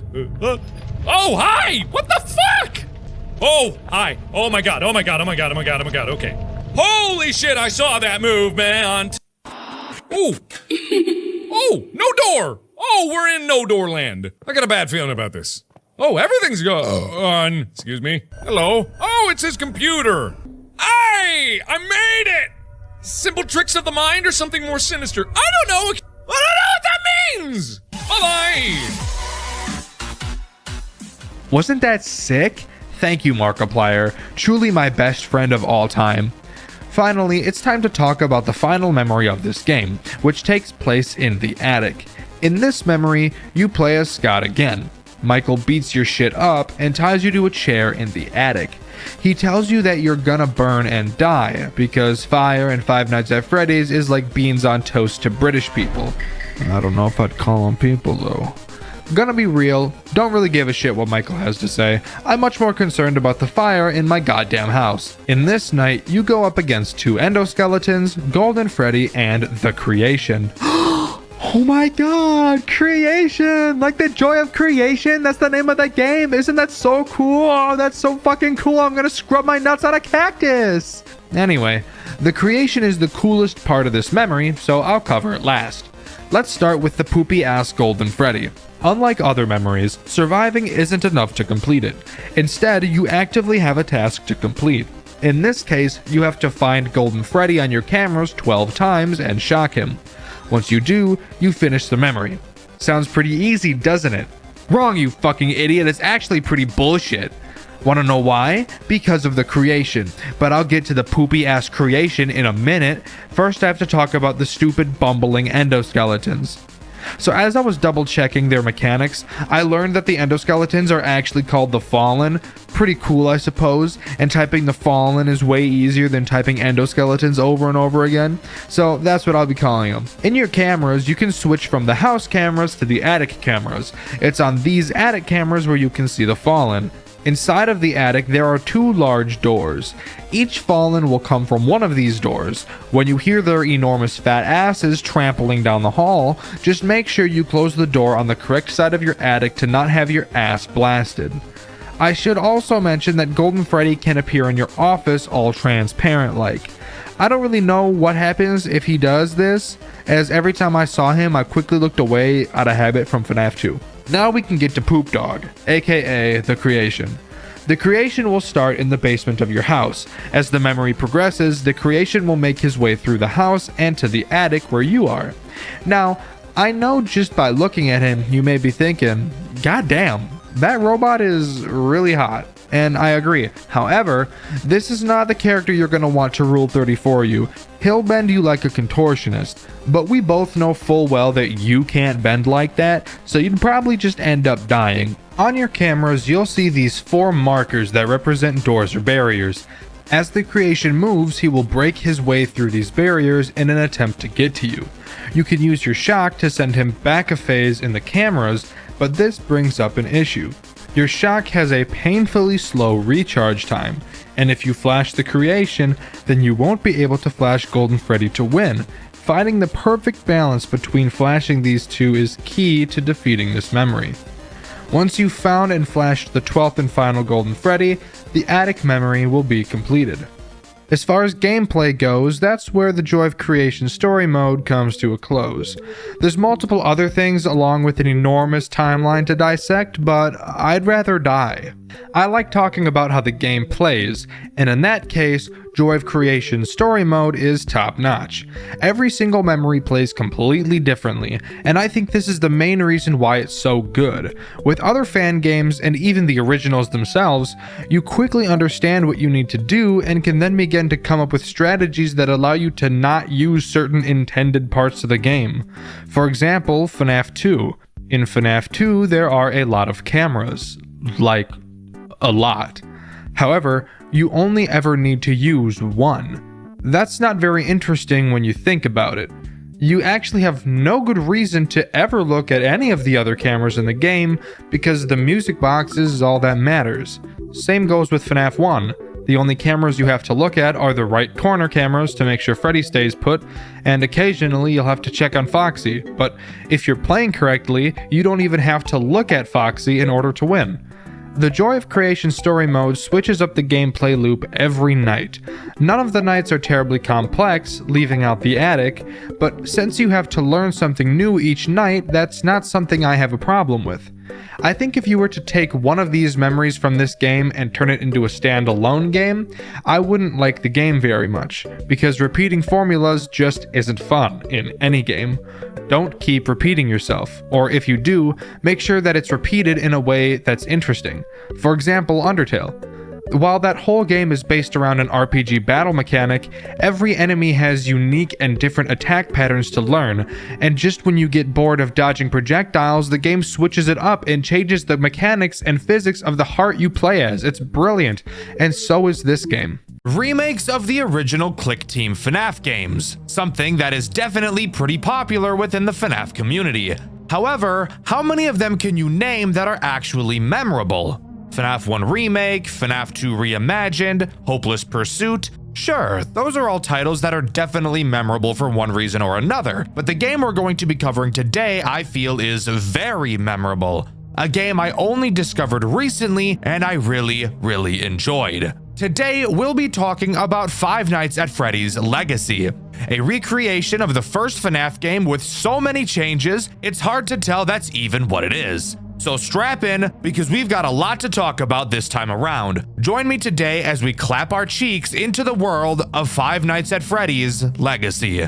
Legacy does not begin in a very typical FNAF fashion. We begin in this red void of smoke, and a disembodied voice of who knows who speaking to us.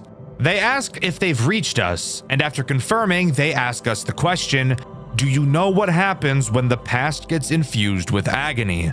After explaining that the answer is that it changes, they ask us one more question. Why did we drown in the lake? They say that we've disturbed its peace. Not knowing what it is, the voice tells us we've brought consequences. So this tells me that this disembodied voice is most likely Old Man Consequences, from referencing the lake, the literally saying consequences, to of course the red background. That's really the only line I can draw as to who this is. But with that, we're booted to the menu screen and we can really begin. But of course, this game is still not done being extra. Upon starting a new game, we get what feels like a teaser trailer for the game, but it's inside of the game. I have no idea, it's really goofy and unique and I like it. But would you believe me if I told you that even after that, this game is still not done being itself? Let's just say that, because it's not. Afterwards, we get an opening cutscene. Hello, my name is Ethan Caldwell, and tonight we continue our coverage of the developing case surrounding the mysterious disappearance at the recently reopened Freddy Fazbear's Pizza. The public had been captivated by the case. The missing security guard, 25 years old Daniel Grace, had last been seen arriving late for work on Monday night. No official causes had been released by officials, but the bizarre circumstances of Grace's disappearance had fostered speculation. Tragic accident, or was something more sinister involving the recently reopened Freddy Fazbear's Pizza? Very interesting opening cutscene. Voice acting, not terrible at all. Really setting the scene. I'm enjoying this. What happens next? Oh my god, we're still not done being extra. Okay, that's fine. I can work with this. After watching the cutscene, we begin outside of the building and actually have to walk inside and into the back room to start doing tasks before the night truly begins. As far as I'm aware, there's nothing interesting you can find while walking to this back room. Oh, yeah, fat motherfucker. Jesus. Ugly, yeah. So once we get there, we can explain the downloading log task minigame. It's very simple. You have two monitors. One monitor you can use to download the phone call for each night so that you can listen to it later. And you can also read some interesting information. The second monitor is a camera feed that auto-scrolls through the cameras in the building. All you have to do is download the phone call by clicking and holding. And if Bonnie ever comes into the back room with you, just hide under your desk until you hear him leave. Oh my fucking Christ. Oh my god. Okay, Bonnie's on the move again. Why are you looking at me like... He's giving me that dream angle, bro. And don't give me the dream angle, bro. Once you finish fully downloading the phone call, you'll be thrown into the night. But before we can talk about the night, we first have to talk about the lore information you can read. After the disappearance of Charlie, the Fredbear's Family Diner closes its doors for good. Finally, I'm tired of working in this place. The animatronics smell like rotten eggs. I hope they never open again. So it seems in this universe, we have some name swaps. That's always fun. Who is Charlie? I have no idea. However, it's pretty clear he's dead as fuck. Not very Riz, but okay, you do you, I guess, boo. They say the animatronics smell like eggs. Weird diss, I suppose, but there are probably dead kids in there, so I guess that checks out too. Anyways, on to the actual night section. How does that sound? Night 1 gives us literally the longest phone call on the face of the planet. Seriously, it lasts until 4:30 a.m. Please God kill me. Anyways, fuck what the phone guy has to say. I'm gonna do it for him. My voice is way better, and I know you guys have some odd things to say about my voice. Yes, I read every single comment I get, by the way, guys. Some of you are fucking freaks. Behave. Let's start by talking about your office because it is a little different from FNAF 1. You do still have 2 doors, so that's nothing new. On the left side, you'll be able to flash the light down the hallway and hold the door closed. Simple sugar. This is what I do to my Willy in bed. I just fucking rock it back and forth. I'm gonna shut up. The right side, however, is where things start to get a bit different. You'll notice there's no door. Well, uh-oh. Where the fuck did it go, huh? Well, joke's on you, there was never a door there in the first place. Why the hell would this company install a door on one side and not the other? I have no fucking idea. Someone clearly did the budget very poorly and they should be ashamed of themselves because this is just embarrassing. To compensate for no door, you can flash your flashlight down the hall and see a grand total of fucking nothing at all because your flashlight is actually ass. But who cares, right? Let's just hope we never have to use it. In front of us is a monitor that surprisingly is not our camera. On it, we have 3 options: reboot, alarm, and vent. I literally never once used the reboot menu, so I'm just gonna pretend like it doesn't even exist. The alarm and vent sections, however, are important, and I will explain them more once they become important. Anyways, who are the big bastards introduced on this night? Well, it's a remake of FNAF 1, so that should be pretty obvious. Night 1 introduces Bonnie and Chica. Don't click off the video! I promise they're interesting and do wildly different things than what they do in the original. I wouldn't be covering this game if they didn't. I promise. Let's start with Bonnie since we've already encountered him in the pre-night minigame. Bonnie can attack both your left and right doors. Fuck. I was hoping we could avoid using the flashlight, but I guess I'll just put my balls in a vice grip then, who cares? Bonnie is a shy little autistic emo femboy and doesn't handle eye contact very well. So if you stare at the camera he's on for too long, he'll crank that Soulja Boy and knock the entire thing offline for the rest of the night. Which, by the way, the phone guy mentions that the repair for said camera will come out of our paycheck if that is to happen. And since we're living in FNAF world where we're making a whopping $100 fucking a week, I highly doubt one of our paychecks would even be enough to pay for that anyways. So let's really try to prevent that from happening, shall we? If Bonnie chooses to attack your left door, you will be able to see him in the hallway when you use your light. From that point, just hold the door closed until you hear him bang on it, and congrats, problem solved, he'll go back to the stage. Bonnie's attack on the right door is a little bit more interesting. When Bonnie gets to the right door, he will literally enter your office, which is just not a fun sight at all and will in fact make your blood pressure spike to 168 in a fraction of a second. Once he's in your office, you'll have to use the alarm system to make the loudest fucking noise of all time. And when you do, he'll run away because it's too loud and overstimulating. And remember, he's a little autistic, he's sensitive to sound, so you're really just bullying an autistic kid. That's not very epic, but do what you gotta do, I guess. Chica, on the other hand, also has 2 means of attacking you. The first has her go to a certain camera. Now pause for a moment. I want you to take a look at her belly and tell me, what camera do you think she goes to?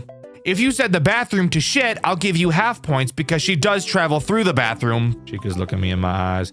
Look at a cupcake. Look at a cupcake, bro. Look at his eyes. He's trying to seduce me and shit. And it's like low-key kind of working. I meant what?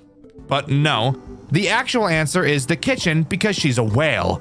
If she's in the kitchen, you will have to use the bell button to scare her away. If you're wondering why the sound of a bell that signifies that food is ready would scare a hippo who eats for a living away, the answer is because she gets scared that the food has already been served in the dining room and she's really scared that she may have missed it and maybe the kids in the dining room have already started eating, but she actually has a rule in her house where nobody is allowed to eat until she's full, except spoiler alert, roly-poly ass chicken bitch is never full, so all of the kids starve and die. Anyways, move.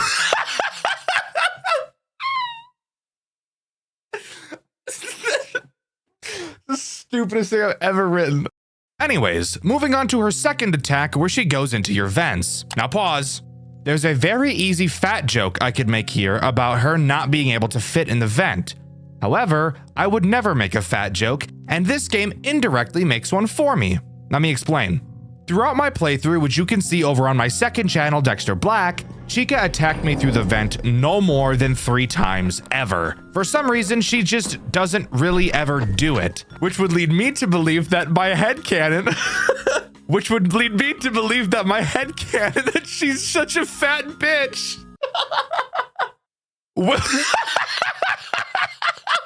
Which would lead me to believe that my headcanon that she's such a fat bitch that she's too scared to try and move through the vents would be correct. If you want to hear my alternative headcanon as to why she doesn't attack through the vents, even though she's programmed to, it's that she'd much rather go to the kitchen where the food might be. Pig ass fucking robot bitch. Anyways, if she does go through the vent, she'll make a sound cue, and all you have to do is use your monitor to seal the vent until you hear her leave. But hey, not so bad. Pretty easy to understand overall. With that, we complete night 1 and can move on to night 2. But of course, before we can start night 2, we have a pre-night phone call to download. Fuck actually talking about the minigame part, it's literally identical to night 1, and the remainder of the nights are as well. But we can of course talk about the lore we can read during it.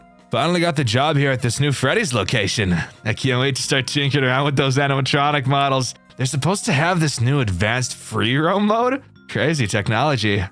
This message seems to be coming from a possible new hire technician designed to work on programming the characters. In the night 1 phone call, the phone guy mentions that the characters were specifically programmed to walk around at night to stretch their legs. So maybe this guy is the guy that chose to make that decision, even though there's literally no need for it whatsoever. This guy just seems like the type to get way too excited over his interests. He probably has a pony jar, I'm just saying. Night 2 begins with the phone guy talking literally as long as he fucking can. This phone call lasts until 2:50 a.m. So that's just awesome. Anyways, who gets introduced on this night? Well, slow your roll, fucker. There's 2 things about the cameras I want to talk about first. The first is that during this phone call, the phone guy mentions that William disabled the backstage camera. However, when you go to check the backstage camera, you'll see that it works perfectly fine. So I don't know what that guy was talking about. The second thing is that Bonnie destroyed the kitchen camera, so you're stuck listening to be able to tell if Chica is there or not. Hooray! I love life. That's a lie, I don't. Anyways, back to who gets introduced on this night. Well, guess what? It's nobody. Nobody is introduced on this night. I'm fairly certain that night 2 is when Bonnie and Chica are allowed to start using their second form of attack. Bonnie's right hall attack and Chica's vent attack. Maybe. I'm not really sure exactly why nothing new is introduced here if I'm being honest, but that's what happens. Anyways, let's move on to night 3. Maybe something new will be added there. Night 3, phone guy only talks until 1:53 a.m. So hey, I guess that's progress. Night 3 does actually introduce something new, but before we talk about who it is, I want to mention something the phone guy brings up. He says that William ordered 2 vintage animatronics, a type of animatronic that they don't make anymore, from an old location. Now, I'm not a genius, but it also doesn't take a genius to figure out that he's undoubtedly talking about Fredbear and Spring Bonnie. He says they won't need any repairs, so that means they're working exactly as intended and there shouldn't be any problems with them at all, right? Anyways, night 3 introduces Freddy, and a mechanic that makes me want to stick a push pin in my testicle, pull it out, and slowly squeeze all of the various juices out of it. Freddy stays on stage for a majority of the night. However, whenever he damn well pleases, he will choose to leave with a sound cue. When he does, you will have to find him on the fucking cameras as he teleports to a random one. God damn, guys, I'm getting real sick of this mechanic, you know that? Anyways, luckily, Freddy can't go to literally any camera. He can only teleport to the backstage camera, the arcade camera, the dining hall camera, the restroom camera, or the entrance camera. Basically all the fucking cameras. Once you find which camera Freddy went to, all you have to do is use a camera flash to send him back to the main stage. I know I haven't talked about the camera flash yet, but this is really the only occasion you ever use it. So I thought, why bring it up earlier? Anyways, let's move on. You don't need to hear me explain my thought process for pacing while I script. Let's continue. Actually, now that I say let's continue, I'm noticing that's the only thing night 3 introduces, so we should probably move on to night 4. But hold up! After beating night 3, we actually get a post-night 8-bit minigame. And this is actually the only post-night 8-bit minigame throughout the whole game. In this minigame, we play as William inside the restaurant. Upon trying to leave the room, we're told to get what we need. After what took me probably 5 fucking minutes of trial and error, I finally found out that you need to interact with this very obvious looking present on this table. You might be wondering how it took me 5 minutes to figure that out, and that's because I tried it right away, but nothing happened. The hitboxes in this minigame are some of the most retarded, inconsistent shit I've ever seen. If I had to pick a least favorite moment from this entire game, it would undoubtedly be playing this minigame. Anyways, after opening the gift box, we get a knife and can exit the back room. Outside of it, we find a crying child asking for his parents. We tell him we know where his parents are, and upon following us to the back room, we fucking murder him, smiling the entire time. What if I just don't? Can I just choose to like not do that? Maybe that's a crazy ask. Okay, I have to. Damn! Based.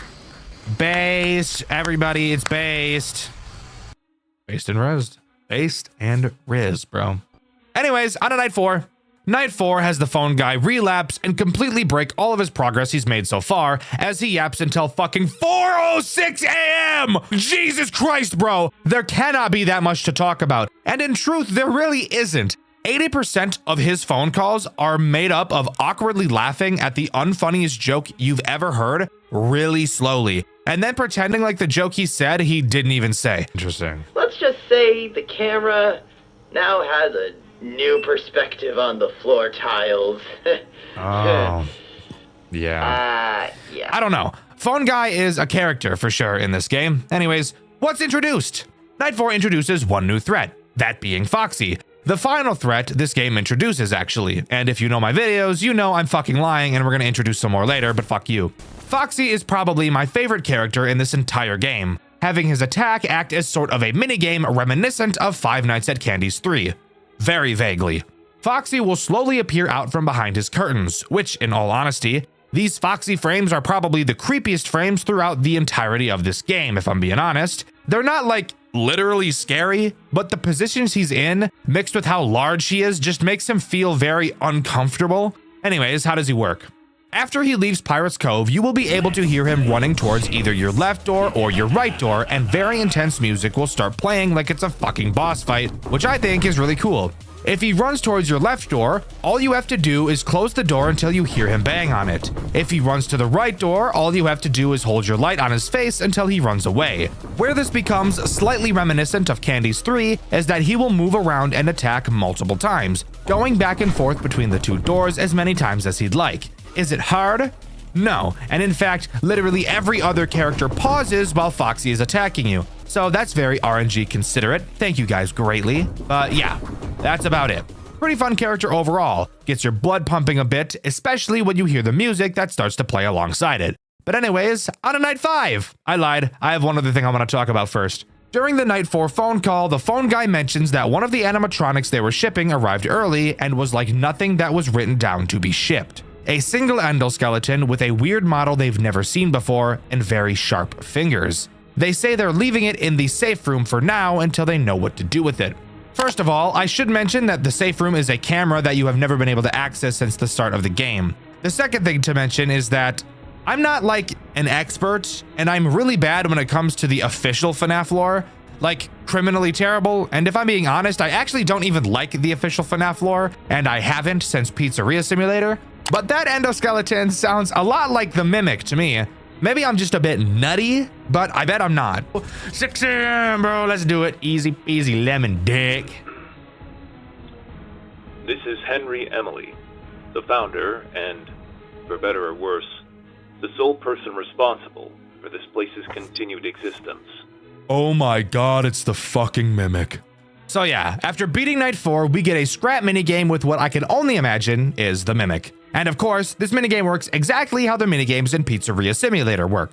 Play some weird-ass sounds, document results. Watch the fucker across the table move in ways you'd really prefer it doesn't. You know, FNAF shit.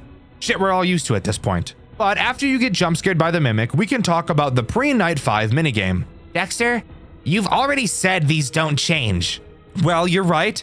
It really doesn't change from the other 4 we've done. However, on this night, we also get access to the admin panel where we can actually enable the safe room camera's access.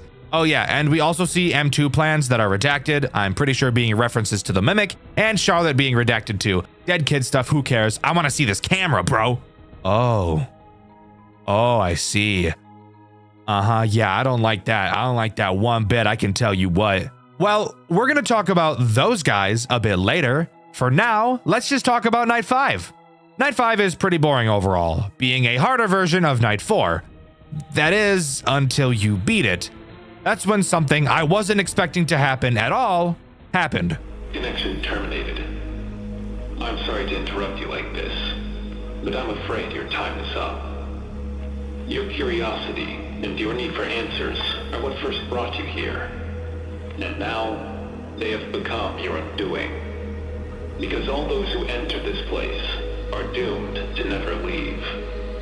There are monsters who steal others' voices, monsters who steal others' souls, and then there is you, the one who craved to learn more than he should, and more than he ever will. You will not find the answers you seek here, only your ruin. But while your sacrifice will be forgotten, the impact it will have will not, as the wounds of the past left to fester can finally heal. There will be no more suffering, no more loss, only peace. Peace and a forgotten tomb sealed away, never to be opened again. It all ends tonight. End communication. Holy shit, we're getting a Golden Freddy boss fight, and it actually has the most badass intense boss music I've ever heard in my fucking life. Golden Freddy isn't very complicated, but he does attack you very quickly, so you'll have to stay on your toes. And of course, he has several attack methods at his disposal, which are all inspired by the attacks of the other characters in typical boss night fight fashion. His first attack has him appear at your right door. All you have to do is hold your light on him until he goes away. His other attack has him pull a Freddy and have you find him on the cameras. However, this one actually proves to be easier than Freddy is, since he actually only appears on 2 cameras, the back room and the entrance. And that's actually it. Dexter, that's it? That's all the final boss of this game has to offer? Really? Hey, shut the fuck up. Look at how much time is left in this video. We're not done yet, bro. Sit the fuck down. About 30 seconds into the night is when you'll notice that all the other characters are still active. What the fuck? This is why Golden Freddy only has 2 attacks, because he's in addition to everything else you've already gotten used to, mixed with the incredibly intense music, the fire all over your screen, the shit in my britches. This serves to be one of the coolest boss fight nights I've ever seen in a FNAF game. It's so fun.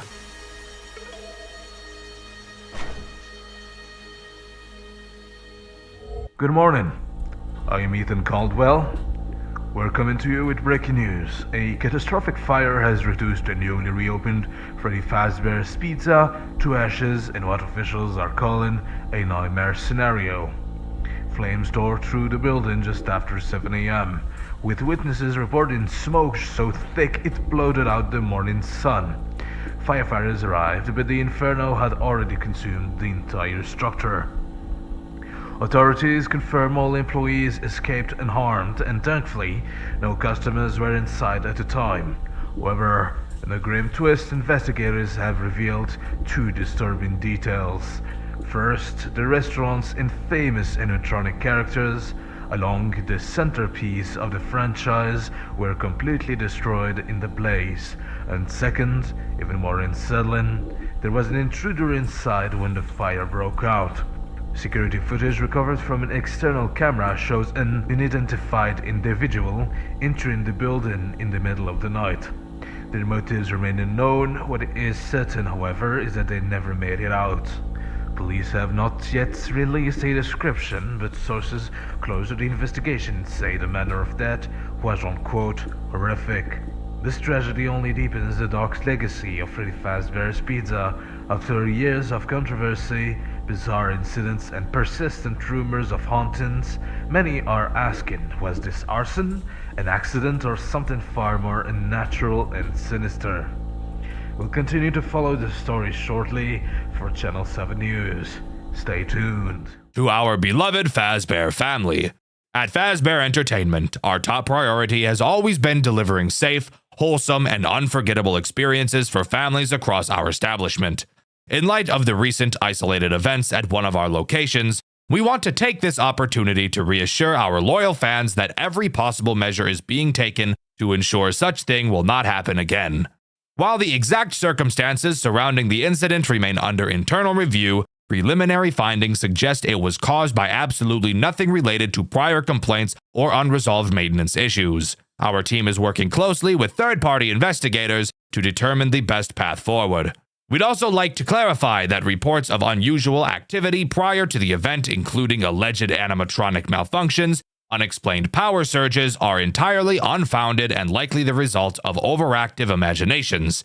Rest assured, all our animatronic performers are completely harmless and incapable of independent movement outside of their pre-programmed routines. Any footage suggesting otherwise is clearly doctored or taken out of context. As we look toward the future, Fazbear Entertainment is excited to announce a temporary pause on operations at the affected location while we conduct routine modernization efforts.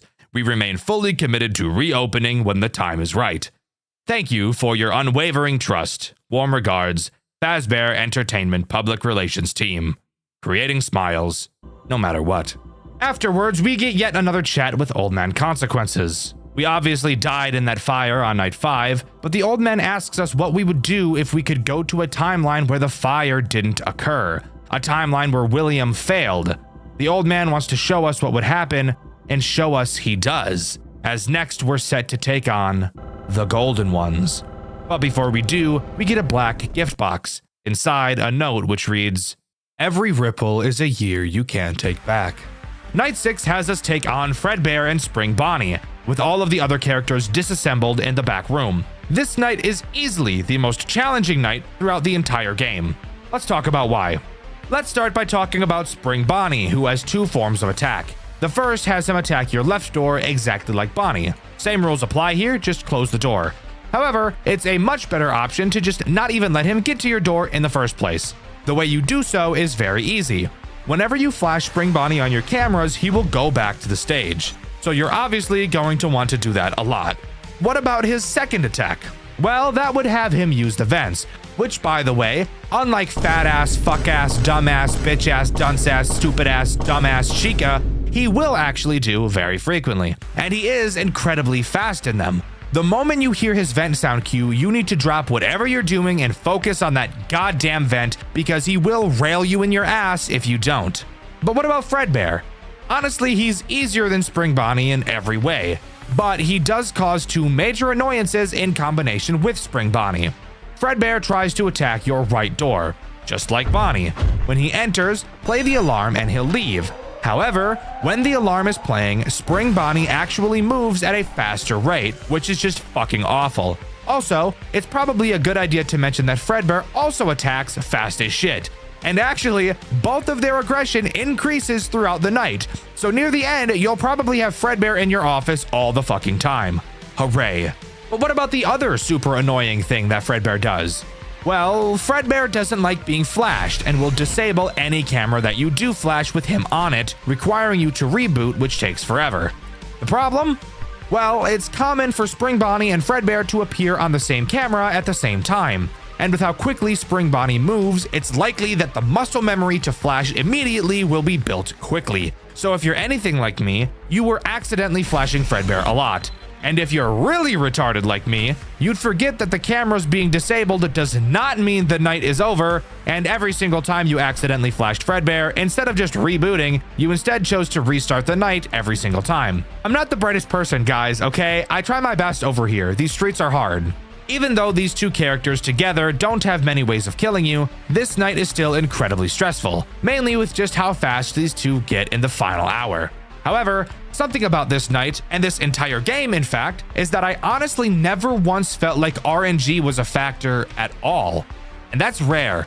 I play FNAF games for a living, so I see a lot of them. And never once have I played a game that really felt like there was no RNG at all. And I honestly think that's one of the coolest things, ever.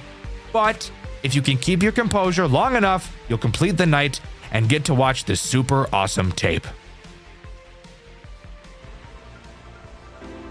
Welcome to Freddy Fazbear's Pizza, a magical place for kids and grown-ups alike where fantasy and fun come to life. Our establishment is a place where fun and safety go hand in hand.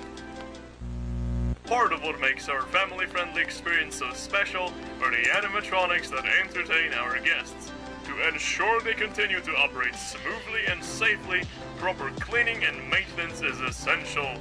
And that's where you come in, our dear employee. Without you, none of this would be ever possible. In this tape, we will guide you through the process of cleaning our beloved animatronics. It is important to follow these steps carefully and thoroughly to keep our characters in tip-top shape and ensure everyone's safety. How to clean the joints and the mechanisms. First of all, you will need a soft brush, a mild cleaning solution, and a dry towel. Avoid using any harsh chemicals as they can damage the animatronic suit. Using said soft brush, carefully clean the joints and mechanical parts while avoiding any visible human remains. Human remains, human remains, human remains.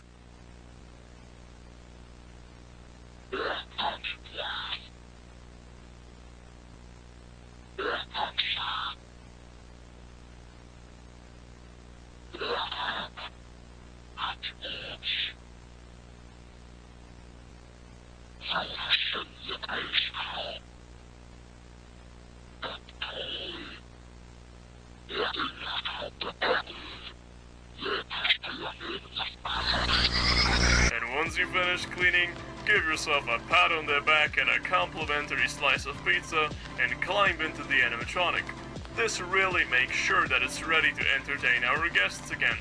And thank you so much for being a part of Fazbear Entertainment. Fazbear Entertainment is not responsible for any injury, loss of a child, or loss of a head that may occur on our premises. By entering our establishment, you agree that Fazbear Entertainment is not liable for any damages, accidents, or unfortunate incidents that may arise. While I do find it incredibly unfortunate that I had to look at Fat Shit Toy Freddy for a majority of this tape, we do see some pretty rizzy stuff, like a redacted dead child probably, and of course the Golden Freddy scene, where he mentions there's a girl inside of him, most likely referring to the fact that there are two souls caught inside of the Golden Freddy suit. Something about this game that I really like is that there's so much additional, non-repetitive things added to it. The random 8-bit minigame, this tape, the salvage minigame, none of it was needed, but I think it's such a nice touch that it was chosen to be added anyways. After the tape, we get one final chat with Old Man Consequences. He asks if we wish to go back, if we're finally satisfied. He mentions how boring the present is and asks if we enjoyed the legacy. Nice name drop, by the way. There's also like so much other bullshit he says in this final cutscene. I'm gonna be real, guys. I just cannot be fucked to try and understand it. There's so much random symbolic shit about like the lake being a mirror and being pulled out when you're choking from drowning in the lake, but the lake is a mirror, so what the fuck? I hate metaphors and I don't want the headache. I'm sure whatever this means is super deep and cool, but I'm not about to spend the next 5 hours writing a fucking MLA format essay trying to decipher it. Not my forte, thank you. But with that, that's all Five Nights at Freddy's Legacy has to offer. Overall, I think this game is probably my favorite reimagining of the original FNAF game that I've ever played. Each character feels super unique, and even the typical boring characters have multiple ways to attack you, which keeps them interesting the whole time. There's so much extra things added throughout the game to keep the loop exciting. The game looks amazing, the story is intriguing and mysterious, which I know a lot of people really like, and I would definitely recommend you go and give it a try. What's the coolest thing you've ever seen a FNAF game do? Has there ever been a moment where you're playing a game and something is revealed that absolutely blows your mind? I've recently been suggested a FNAF game that did exactly that, and I'm very excited to share it with you all. Today, I'll be talking about Fredbear's Fright, an amazing FNAF fan game made in 2017 by Garrett McKay. This game is heavily tied to the original Five Nights at Freddy's lore, with a twist at the end you're not going to want to miss, so I recommend sticking around to the end because its ending is actually crazy. Let's not waste any more time and jump right into it. Fredbear's Fright opens with a cutscene that takes place in the office from FNAF 1. The screen turns upside down, and I'm actually not totally sure why that happens. If you guys know why, let me know in the comments. Afterwards, we're sent to the menu and we can jump straight in to night 1. Something really interesting about this game is that it actually takes place in the original Freddy Fazbear's location with a few tweaks. You'll notice the only door you have is your left one, the right door being replaced with a small vent on the ground that can also be closed via door. You can see above the vent a panel with numbers on it, but we'll get into what that is later. Additionally, on the ceiling there's a lever you can pull that causes water to sprinkle into the office. I will get to that in a moment also. The animatronics in this game are mostly original aside from the two main ones, those being Dismantled Spring Bonnie and Dismantled Fredbear. We'll talk about Fredbear later because on night 1 only Dismantled Spring Bonnie and scrapped Mousiki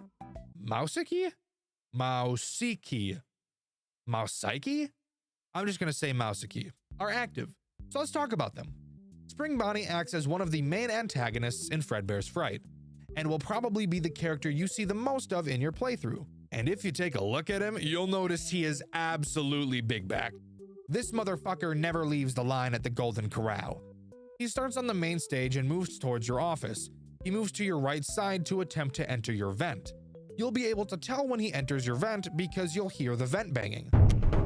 Unlike shitty ass, fuck ass Five Nights at Freddy's 2 vent noises, there are actually different noises for different circumstances so that you can actually tell what's going on, which I'm sure everyone can appreciate. When Bonnie, or any other character for that matter, first enters your vent, you will hear exactly 2 vent bangs. Once he's in your vent, just close the vent door. After this, there are 2 other possible vent noises that will be heard depending on which night you're on. If you hear just a single bang, that means whatever is in your vent has left, and you're safe to open the vent door.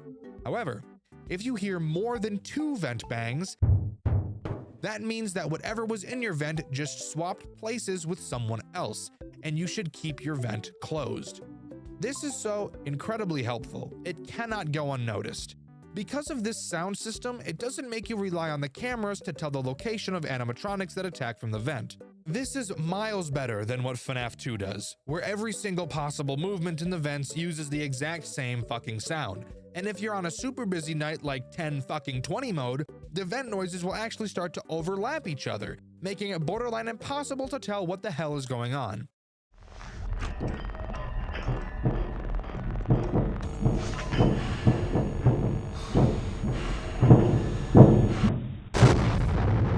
Now let's talk about scrapped Mousiki. Mousiki is only ever visible on 2 cameras, camera 7 and camera 6. He will start on camera 7, and let me say, he looks scary as fuck, I'm not even gonna lie.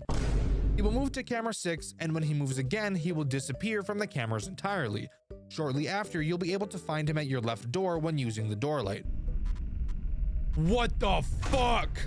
All you have to do is simply close the door, and he'll promptly piss off.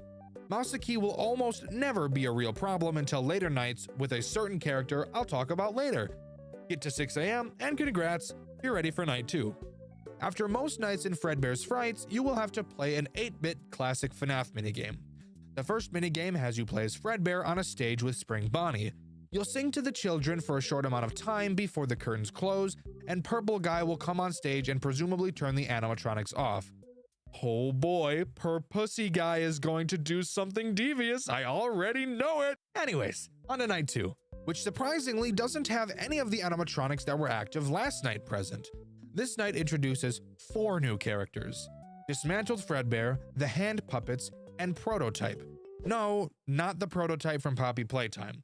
I don't know why I assumed you think it was. Probably because all you chronic gooners are brain rotted. Yeah, we'll go with that. Dismantled Freddy is one of the easiest animatronics to deal with. However, he can be pretty annoying when he attacks at a non-optimal time. Fredbear begins on stage just like Bonnie, he'll make his way to your office. But unlike every other character, you cannot prevent him from entering your office. He enters a room that you can't see on your cameras that's located behind your office. Once there, he'll wait for you to lift up your camera. You'll be able to hear that he's entered your office when you hear 2 thumps. Upon pulling your camera down, you'll be able to see him standing in front of you menacingly, and as tempted as you might be to immediately become physically affectionate with him, I encourage you to rethink your choices because you have to remember that he's a robot and not an actual living being that you can have relations with. This is where the sprinkler system becomes important.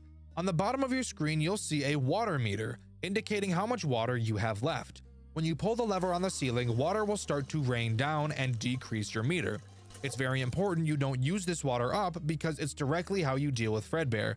The phone guy tells us that water will mess with the animatronics because, no shit, they're robots. He really didn't have to explain that one to us, but okay. So when Fredbear is in your office, just spray some water on him and he'll eventually go away.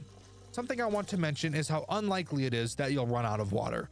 Even on the harder nights, I never had to deal with Fredbear more than like 3 times, and it doesn't take much water to make him go away. Safe to say, Fredbear is never a character you'll really have to worry about. That is, considering he doesn't show up when someone is at your door or enters your vent. You see, when Fredbear is in your office, you will be unable to interact with any buttons in your office besides the water lever. This means no closing the door, checking the hall light, or closing the vent door. I'm sure you can see where this could become a big problem. Let's move on to the hand puppets. There are two of them, a Spring Bonnie puppet and a Fredbear puppet, both of them being on the same camera. However, these two puppets move separately from one another, really acting as two animatronics. However, they function the same. Both act exactly the same as Spring Bonnie, going to the right vent and attempting to enter your office. You deal with them the same way as you do Bonnie, just by shutting the vent. The same vent noise system still applies with these two. And my theory for their existence is purely to force you to listen and understand the vent noises, which is something I think is actually really cool. The final character to talk about is Prototype. Oh boy, Prototype. Prototype acts as the Foxy of this game. Similar to him, he has several phases on Cam 1B. He will slowly move through these phases, and just like Foxy, can be slowed down by watching him on the cameras. Once he leaves Cam 1B, you know he's on his way to your office. Oh fuck! The endoskeleton! It's on the move, bro! And you'll have to quickly close your left door. But there is a problem you'll probably notice. The game mentions that you'll know the Prototype has reached your door when he pounds on it, just like Foxy does. Except the only problem with that is, at least for me, no pounding sound is ever played. I never had a sound cue from Prototype. Instead, what I had to do was check the cameras to see if he had gone back to camera 1B. This wasn't really a huge issue for me overall, since I was constantly checking the camera throughout the night anyways, but I did probably end up losing way more power than I ever needed to. Something I want to mention about the power system, by the way. It's incredibly forgiving. You'll notice it decreases pretty slowly even when you're using a lot of power draining systems at a time. Power is usually something you'll never have to really worry about. Obviously, if you keep your doors closed all night, you're going to have a problem. But if you're playing normally, you probably won't even end up thinking about your power. But now, let's talk about Night 2's post-night minigame. In this game, you play as Foxy, dancing for the kids on stage before the curtain close, and Purpley Werpley fucks his shit up, ending the minigame. That's really it. Time for Night 3. Night 3 includes Bonnie, Prototype, Mousakey, the hand puppets, and a brand new character who is incredibly stress-inducing, Scrapped Fredbear. Scrapped Fredbear acts as an incredibly unique character that will cause more anxiety than driving right next to a semi-truck.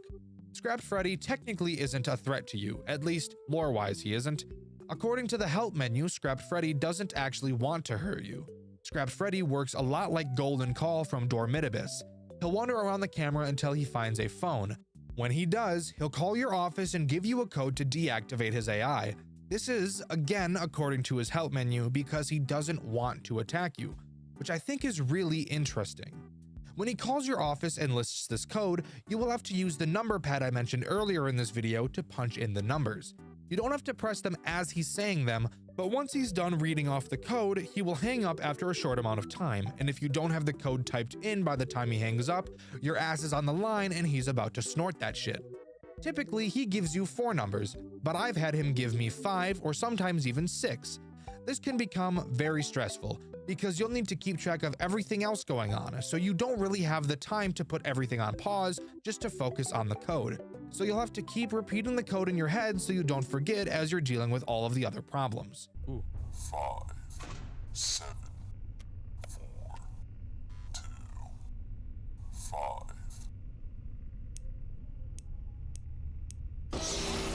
You bitch! I was typing that, you ass! But if you can handle all that bullshit at once, you're home clear of Night 3 and can move on to Night 4. But first, we have the post-Night 3 minigame to talk about. In this game, you play as Fredbear again and have to deliver cake to 3 children. After doing so, you walk over to a door and get yanked inside by Purple Guy and his little grubby dirty ass fingers. Fucking yuck, am I right? But now it's time for Night 4, and let me tell you, this night is super fucking cool. The night starts off normal, with every character we've seen thus far active. However, Phone Guy tells us that Prototype has done something terrible and doesn't explain what. Prototype is doing something terrible. Tonight has been very good for me. Shortly after, you can hear something on his side of the line scream, and the call abruptly ends. The night continues as normal, and throughout this night, you'll notice that the prototype is nowhere to be found. Where the fuck is the prototype? Hello? At 1 a.m., every other animatronic in the building disappears, and the real threat of this night shows itself. Fright. Fright is the final boss of Fredbear's Fright, acting as one final battle. Fright is presumably the prototype, but you'll notice that he's made up of pieces of all of the other animatronics, which leads me to believe that the reason they all disappeared is because the prototype destroyed and mangled all of them, making them part of him. You know what? Maybe this prototype does share a lot of similarities to the prototype from Poppy Playtime. Fright can be tricky, and it's not because his mechanics are particularly difficult, but instead because of how incredibly fast he is. Fright can attack from both the left door and right vent. He will only be visible on camera 6 and camera 4B. If you see him on camera 6, he's more than likely about to attack your door. The moment he disappears from the camera, very quickly he will be at your door. Close it as fast as you can because you will not have much time. You'll have to keep checking the cameras to figure out when he's left your door, and when he does, it won't be long until he attacks you again. If you see him on camera 4B, he's about to attack your vent. Same thing with camera 6. When he leaves, you'll soon hear him pound on your vent, and you'll quickly need to close it. Again, this night isn't hard because of what Fright does, it's hard because of how fast he does it. You'll need to be on your toes all night and be precise while also keeping your cool. This night acts as a very fun and quick night. It's incredibly satisfying to play once you get into the groove, which is something I really like about this game. It's very satisfying to play because it's balanced very nicely. If you can control your nerves until 6 a.m., the night ends. But not how you might think. Rather than getting your 6 a.m. screen, Fright reaches your office, and there's no way to stop this from happening. You get jump scared by him, and a cutscene begins. The cutscene looks to take place in the original FNAF 1 location before the reworks to the building that we've seen in the game. Whoever we're playing with holds up a phone and makes a call. It's at this moment we get what I feel is one of the coolest scenes from any FNAF game I've ever played. It's revealed that we're the phone guy from FNAF 1, and we start giving the call you can hear on night 4 of Five Nights at Freddy's 1, which of course is the infamous death of his character, except this time we see it from his point of view. Yeah, I always wondered what was in all those empty heads. Dude, what? What? Oh no. Oh damn! Yo, that was fucking sick! Dude, we were playing as the phone guy, you're joking! And this is how night 4 concludes. This is actually so fucking cool. This reveal right here is the main reason I chose to make a video about this game. It's so simple, but I absolutely love it when games have fun reveals like this. But would you believe me if I said Night 5 was even cooler? Let's talk about it. Night 5 takes place in the unmodified FNAF 1 building, with us playing as the phone guy again. But this time, we're in the back room stuffed in a suit. This night actually takes place sometime after he made the call on night 4, revealing that Freddy never killed him in the office, instead dragging him to the back room and stuffing him into one of the empty spring lock suits that he wanted Michael to check on. This night consists of phone guy trying to survive until 6 a.m. so that someone can come and rescue him in the morning from the suit he's trapped in. You'll notice that this night starts at 2 a.m. instead of 12. This is because it takes place technically during night 4, which he made his final call during. So of course, some time has passed. This is so fucking cool! I can't get enough of this. But let's talk about the gameplay of this night. You have to prevent the spring lock suit you're sitting in from closing by holding space. Throughout the night, Freddy and Bonnie will be checking in on you by opening the door and watching you. Whenever either of them peek in, you'll have to stop holding space and play dead. Once they leave, you're free to continue. Additionally, you'll have frequent hallucinations that will require you to close your eyes by pressing shift. The hallucinations make very loud noises and closing your eyes blocks your vision. Fucking obviously. So, when you have your eyes closed, I'd let go of space, since you won't be able to tell when Freddy or Bonnie enter. If they see that you're alive, they'll definitely gobble you up like the little gobble monsters they are. After surviving until 6 a.m., the night ends, and we get one final post-night minigame. This final minigame requires us to press A. When we do, we see Purple Guy press a button that seemingly activates the 4 animatronics. They walk out from behind a curtain and are in much worse shape than we've seen them in previous minigames, actually appearing to look like their nightmare variants from FNAF 4. They follow Afton into a room with the locked box from Five Nights at Freddy's 4 with a key laying next to it. If you click this key, you'll actually be able to collect it. The game ends soon after, whether you grab the key or not, giving you the normal ending. So, how do you get the true ending? Well, as I'm sure you could have guessed, we need to find the second key and unlock that box we see in the minigame. But where is the second key? I don't ever remember seeing it up until this point. Well, that's because it's actually very out of the way. On any night from nights 1 to 4, if you go to camera 6 and click on the Freddy poster in the background, you'll be sent to a secret minigame. In this minigame, you play as Freddy and just have to move him across the screen and grab the key hanging from the ceiling. After you grab it, the minigame ends. Now, you might think you need to replay the 4th night minigame to open the box at the end, but that would actually be incorrect. Instead, we get the ability to open the box after we finish one final challenge, Insane Mode, which is accessed through the Extras menu. Insane Mode is exactly what you think it'd be, a high-pressure, difficult night where all characters are active. The only real problems of this night are Prototype and Scrapped Fredbear, because they have a pretty deadly combo when you have to take time to punch in Freddy's code while Prototype is having to move. Since you won't be able to watch and stall him enough to stop him from charging your door, most other characters aren't a huge problem. Just make sure you're really listening and paying attention to the vent noises so you know when you should have the vent closed and when it's safe to keep it open. After you beat Insane Mode, you will see the locked box. As long as you've collected both keys, you'll be able to undo both locks and see what's inside. After the box opens, the screen will start to glitch, and if you look closely, you'll actually be able to see 4 faces between the locks, presumably a reference to the 4 dead children. Finally, one last cutscene plays. On a desk, you'll be able to see what appears to be the newspaper we saw at the beginning of the game, with someone named Radio Man calling us. He says he thinks he might have a lead and asks us if we'd be willing to go to an unknown location by ourselves. He says there's no guarantee we'll be able to find him there, not knowing who he is or where there is. The call ends with Radio Man asking us to return his call as soon as we can. At first, I thought this was someone calling Michael Afton in reference to going to one of the Freddy locations to find and kill his father. Up until this point, it seemed that this game was heavily tied to the official games. But after doing some digging, I learned that this cutscene is actually a teaser to one of Garrett McKay's other games by the name of Fredbear and Friends Left to Rot. The Five Nights at Freddy's formula. Arguably what defines a FNAF game in the genre of a FNAF game.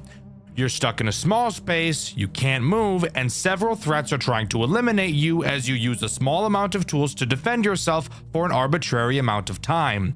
This, in a nutshell, is Five Nights at Freddy's as a genre.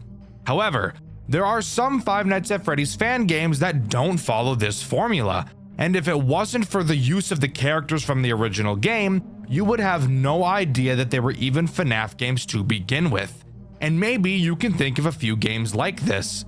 The game I'll be covering today is another one of those games, a game so unique, so good, that if it didn't use official FNAF characters, it could easily be its own fantastic survival horror experience. So sit back, strap in, and join me today as we cover Fredbear and Friends Reboot. You can honestly think about Fredbear and Friends Reboot as more of an Outlast, Resident Evil, or Poppy Playtime style game, purely in terms of how it plays. It's a story-based, free-roam survival horror game, except it uses characters and settings from the Five Nights at Freddy's universe, and it's honestly super cool. We play as a guy named Thomas. When this game takes place, the Fredbear and Friends restaurant had been closed for over 26 years. And together with our friends Chris, Ashley, and Richard, they all decided it'd be a great idea to do some urban exploring in the now abandoned building, not knowing that they were about to walk into a sick and sadistic death trap, the likes of which they'd never experienced before. We drive to the restaurant where all of our friends are waiting and head inside to find them. We all talk about what the plan is, and it seems like they don't even fucking have one. So like, why are we even here? No matter, we decide to all split up like Scooby and the gang to explore faster. Something I would never agree to do because this building is so dark I can barely see 10 feet in front of me.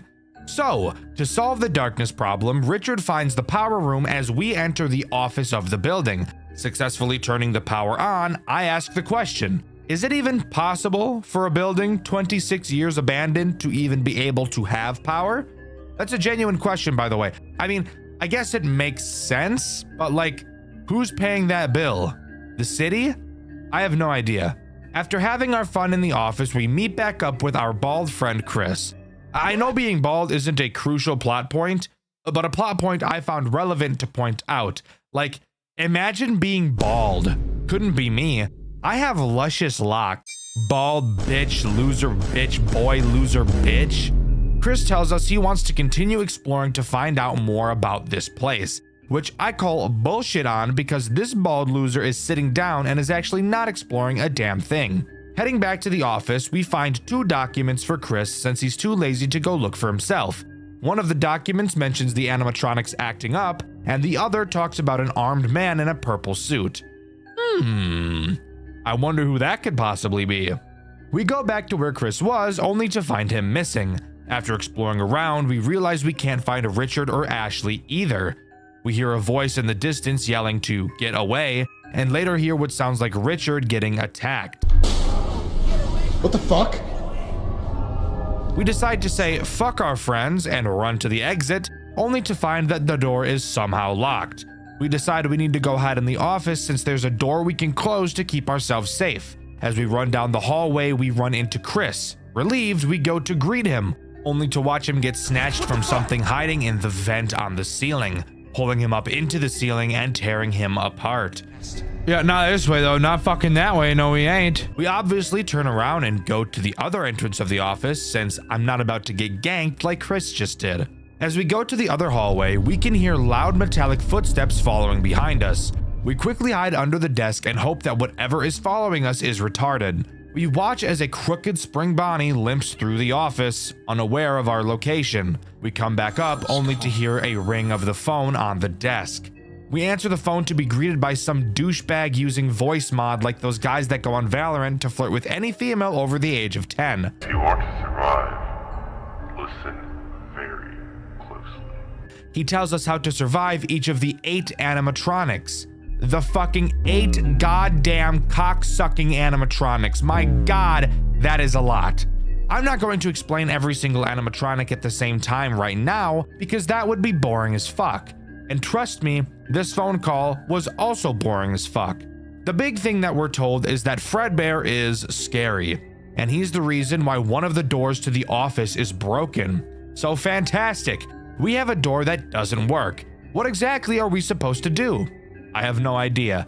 I have no direction whatsoever aside from let's go see if I can break the exit door down. But before we can try anything, we're forced to listen to a cutscene while there are 8 hungry robots whose mouths begin to water whenever they smell my gooch. During this cutscene, we're put into the perspective of a mechanic named Simon. We're told that we have to go into the Fredbear's building to fix some of the robots because the customers reported them to be acting aggressive. So we can gauge that this cutscene obviously takes place before the shutdown. After this cutscene, we're actually put into the perspective of this mechanic as we head inside the building to solve the problem at 5 in the morning because as an engineer, we're on call all the time, yet still get paid like dog shit and are still expected to just wake up and travel at any time, even for the smallest of reasons that could 100% wait until my fucking shift starts. But alright, let's go I guess.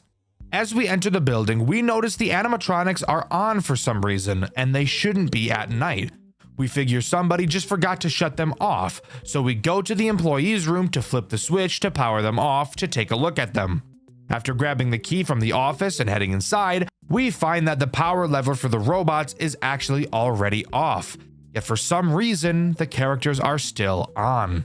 We decide to just manually shut them off to work on them instead, so we walk to the stage, reach up to turn off Spring Freddy, only to get that soldier boy cranked on us and get knocked the fuck out by a guy who I can only assume to be the guy we heard on the phone. We come back to playing as Thomas again, and are tasked with obviously finding a way to get the exit door unlocked.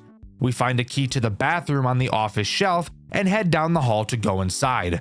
Inside of the bathroom, we find a hammer that we hope we can use to break the lock on the exit door. However, as we exit the bathroom, we see the non-attractive, fat-ass version of Chica heading in our direction, so we quickly jump inside of one of the stalls to hide. We hold our breath as Chica passes by and quickly run out to the exit door. We break the handle to the door and open it, seeing the final exit door. We don't get far before Foxy jumps out at us for some fucking reason. This door was locked? Why the hell was Foxy on the other side of it? Oh well, what the fuck ever. It's a little bit more important right now that we run away from the murder robot behind us. We run back to the employee room and hide behind a shelf. Foxy walks inside, but before he can find us, he hears a noise coming from the door inside of the room. Opening it, he finds who I can only assume to be Richard and jumps him like he's in Detroit. We take this chance to book it back to the exit. As we run, we hear Richard getting torn apart, screaming. We get to the door just in time, and Jesus fucking Christ, the door is gone? What the fuck? Let's ignore the fact that this doesn't make sense, because I don't think I need to explain to you why a door disappearing doesn't make sense.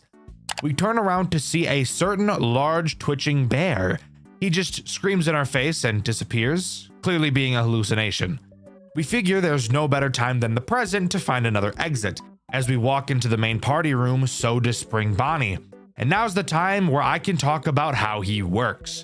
Spring Bonnie is as basic as it gets when it comes to a survival horror character. He patrols around the building, and if you get too close to him in his line of sight, he'll start chasing you, and he won't stop chasing you until he kills you. And there's also no chance you're going to outrun him. The only way to get him to stop chasing you without dying is to lure him to the side of the office with a door and close it. But you also really have to be careful with how you close this door, because it doesn't work how any normal FNAF door would. It only stays closed for about 2 seconds, so make sure you time this properly. Nope.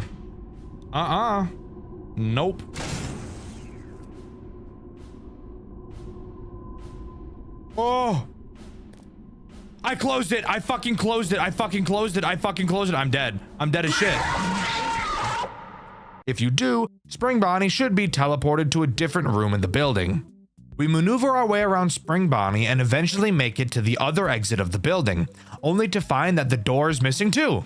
Isn't life just so awesome sometimes? It's at this moment we hear Richard scream, which confuses me because I thought Richard just got killed by Foxy.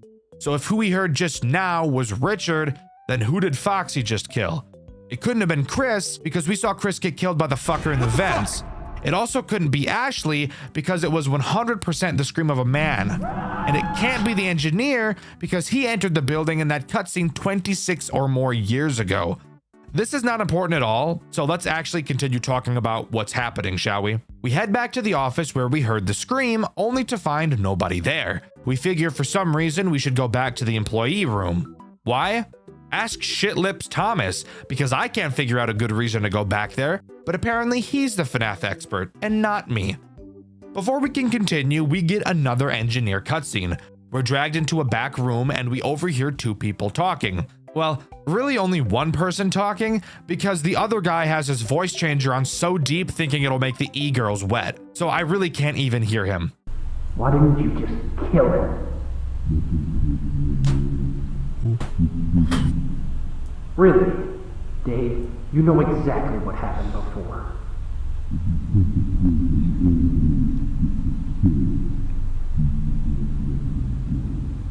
The voice I can hear sounds suspiciously like the guy on the phone who called us here at 5 in the fucking morning. He tells voice changer guy that he should just kill us so we don't get away like the other engineer and spread the word about what they're doing. After not doing it, the phone guy decides to just do it himself, so he enters the room and stabs us to death. Fantastic. I really shouldn't have lived in Chicago. Everyone in Chicago gets stabbed. Going back to the employee room, we find the corpse of a police officer. Seeing that his radio had been taken, we now know that whoever is behind this really knows what they're doing. But we figure that because a police officer went missing, that other officers will be arriving at some point to look for him. So knowing all we have to do is survive, this game's most agonizing survival section finally begins. And I get to explain what all of the characters do in grueling detail, because they're all laid on us at the exact same time, and we're just supposed to remember what they all do from the 2-minute phone call we got 15 minutes ago. Hooray.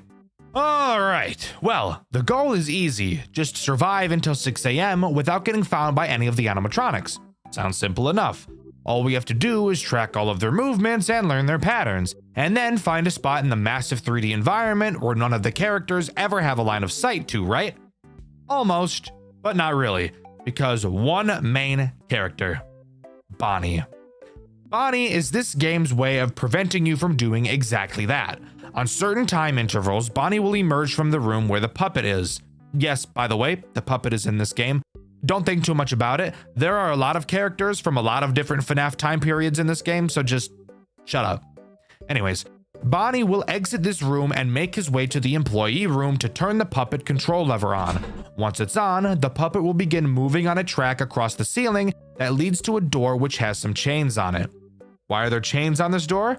Well, it's to hold back and stop the big bastard himself, Fredbear. If the puppet makes it all the way to this door, it will break it down and allow Fredbear to come out. And spoiler alert, Fredbear always knows where you are, and if he gets out, you will 100% die, because as mentioned earlier, he doesn't care about the doors, and he is faster than you are. So, all you have to do to prevent this from happening is go into the employee room and turn off the puppet control lever whenever Bonnie turns it on. This leads to you needing to be moving around pretty consistently throughout this night. Why do that when you could just hide right outside of this room, or maybe even inside of it? Well, that's where Spring Bonnie comes back in.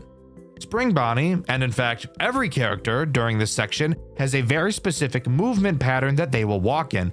And thank God they do, because memorizing these patterns is the only reason I ever completed this section. Spring Bonnie has the habit of walking into literally every single room in the building, and his line of sight is really large, so you will have to always maneuver around him.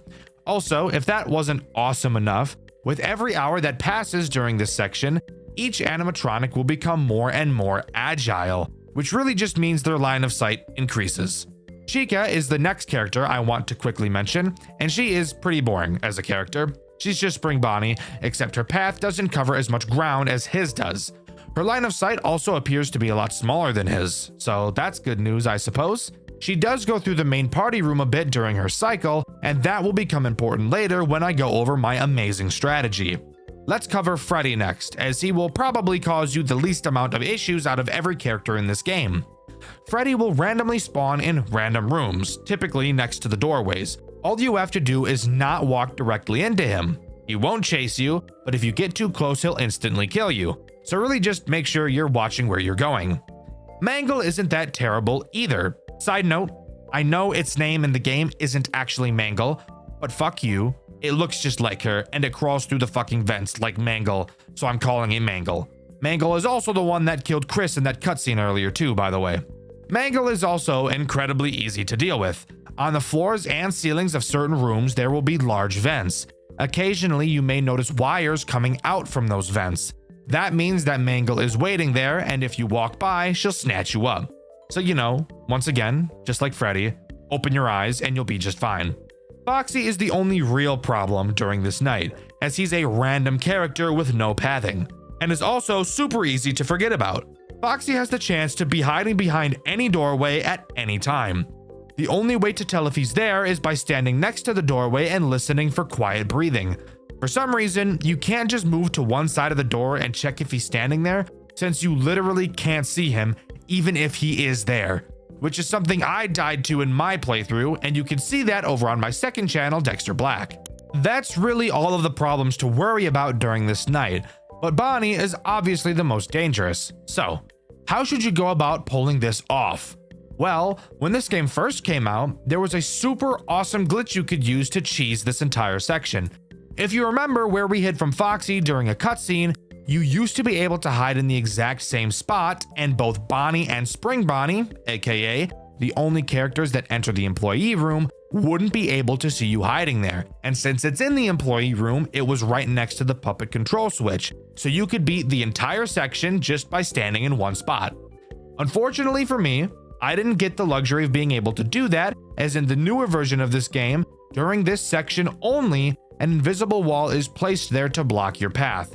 So I had to play the legitimate way. This is when I started to develop my strategy. I'm gonna be so real with you, it took me about 45 minutes to complete this section. I am complete ass at these types of games, which is why I never play them.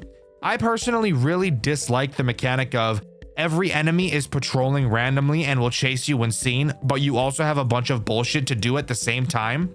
I know it's a common mechanic, but it's just never something I was able to get into, mainly because I don't take being chased very well at all, so it just kind of gives me a lot of anxiety.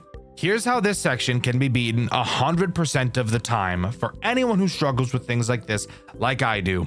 I came up with this myself. I'm super proud of myself. I did no walkthrough because I'm the best. The first step is to run out of the employee room as fast as you can and get to the far corner of the main party room to the left of the main stage. You have to be fast because Spring Bonnie will enter this room quickly after. While in this corner, both Spring Bonnie and Bonnie will never be able to see you, which is huge since this location also gives you an easy view of both of them since they enter through the door on your left. Once in this corner, Spring Bonnie will soon pass by. After a while, Bonnie will enter the room. Bonnie is slow as shit, so this will take a while. But once you see him, you can start following him.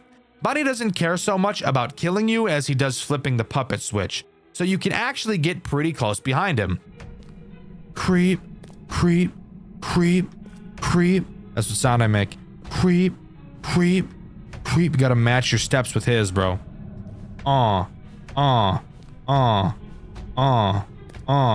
Boom, boom, boom, boom, boom, boom, boom. All good. But obviously, if you get too close, he'll still kill you. Once Bonnie leaves the main party room to enter the hallway, Spring Bonnie should be up near the office, so you don't have to worry about him. Take the time it takes for Bonnie to enter the employee room and flip the switch to stand by the doorway to listen for Foxy. Once Bonnie flips the switch, quickly enter the employee room and turn it off. After Bonnie flips the switch, he will exit the room through a door you can't even open, so you don't have to worry about him turning around. After flipping the switch, you want to run back to the main party room. At this point, Chica should be inside. She will walk around the tables and exit the room through the door that both Bonnies enter through. Simply be slow and follow her. Once she leaves the room, go back into the far left corner again. This is now going to begin the second cycle. This time, since the paths that Bonnie and Spring Bonnie take are much different in length, they will be a lot closer together. Bonnie will enter the room first this time, with Spring Bonnie directly behind him. Once Spring Bonnie goes up and around the tables, you can start slowly following Bonnie. At this point, you'll have to be patient, since Spring Bonnie will enter the entrance room, then travel back into the party room, and then go into the hall to the employee room. Then we'll travel to the office. So you will hear Bonnie flip the switch, and you will have to wait probably 30 to 45 seconds before you can switch it back, because if you're too fast, Spring Bonnie will see you. If you sneak past him while he's in the entrance room, it appears that Foxy will always be behind the door to the hallway and you will die. So it's your best bet to just wait for Spring Bonnie to finish the cycle and start walking to the office. I recommend waiting directly in front of the stage during this section since he won't be able to see you. Once he goes down the hall, quickly run into the employee room and flip the switch. Then quickly run back into the party room and go right into the exit doorway. Chica will be entering the party room at this point, and if you're any closer to the stage, she will see you.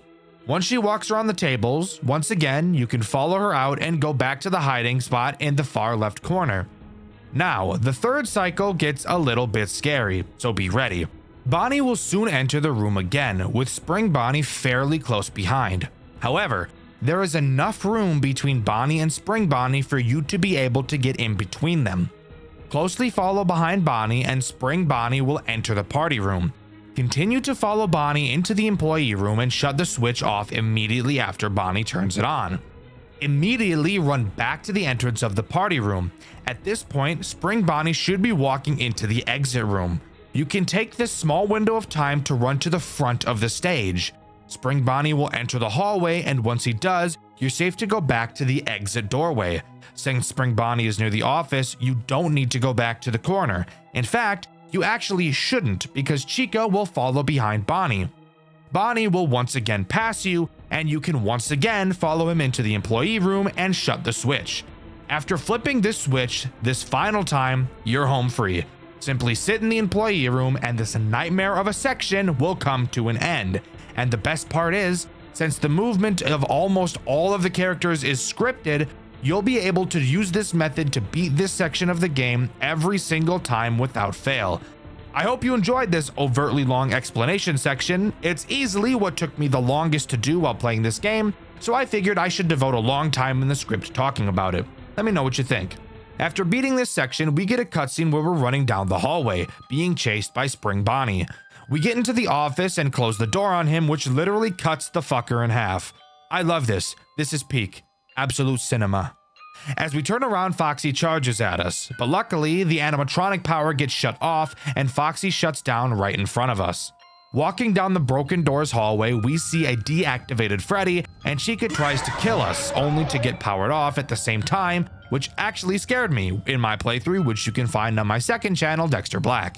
We continue to explore the now eerily quiet building. Going back to the exit, we fall to our knees, only for a door to appear in front of us, locked by a code.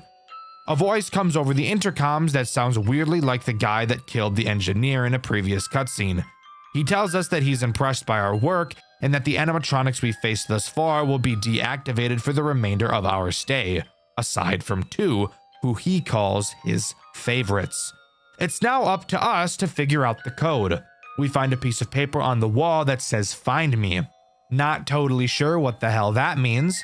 We wander around into the puppet room where we find writing on the wall saying "It's me." Next to this message, we find another piece of paper saying, "My back is to the corner." After reading this note, the two threats of this section activate: Fredbear and Mangle. Again, Mangle acts a bit differently, so let's talk about her first. This time, she's no longer in the vents. She's walking around the building. If she sees you, she'll roar like a dinosaur. And if you don't get out of her line of sight in 4 seconds, she'll start chasing you. And she won't stop until she catches you. So just like, run, I guess, bozo. Fredbear, on the other hand, should be scary, but because of an item we got at the beginning of this segment, he really isn't. At the start of this section, we're given a taser. Fredbear will always know where you are and will constantly be crip walking towards you. Except, Fredbear while walking is very slow, so you can easily stay away from him. Every once in a while, he will also roar for some reason, and will then begin to charge at you. While he's charging, he will be faster than you, but when he gets close, use your taser to stun him and he'll go back to walking. So avoiding the threats on this segment is honestly a cakewalk compared to what we had to deal with during the last section. Now, I had a stroke trying to figure out what "my back is to the corner" meant. What you have to do is find Freddy, since his back is to the corner of the wall. Except not really, because his back is just to the wall, not really the corner. Regardless, on his back is another note stating Camera 2. I've neglected to mention the cameras thus far, but that's because they're literally completely useless for the most part. Throughout the building, there are several monitor stands where you can place your monitor, because I guess you can't just hold a fucking iPad with your hands.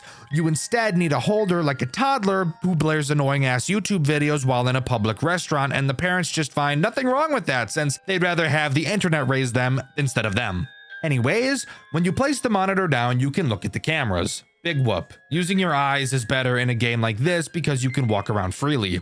Regardless, looking at Camera 2 now, we find another message saying, "I'm here." Going to the location of Camera 2, you'll find another note saying, "Look up." On the ceiling, you'll find the number 7 and yet another note reading "Inside my head." What this means, if you weren't a genius like me, is that you have to go to Foxy in the office and look in his mouth. Inside, you'll find the number 3 and another note reading behind a curtain. Now, there are 3 curtains in this building, and you have to look at each of them in a specific order, which is dumb because all you're doing is looking behind them. Behind the last curtain, you'll see the number 7, and then some text reading "the safest place" will start flashing on your screen. Let's pause. I really don't understand why it wasn't just another note. This is supposed to be like an escape room set up by the guy that locked us in here. How the fuck was he able to make us hallucinate a phrase? I don't know. Let's move on. The safest place refers to the office.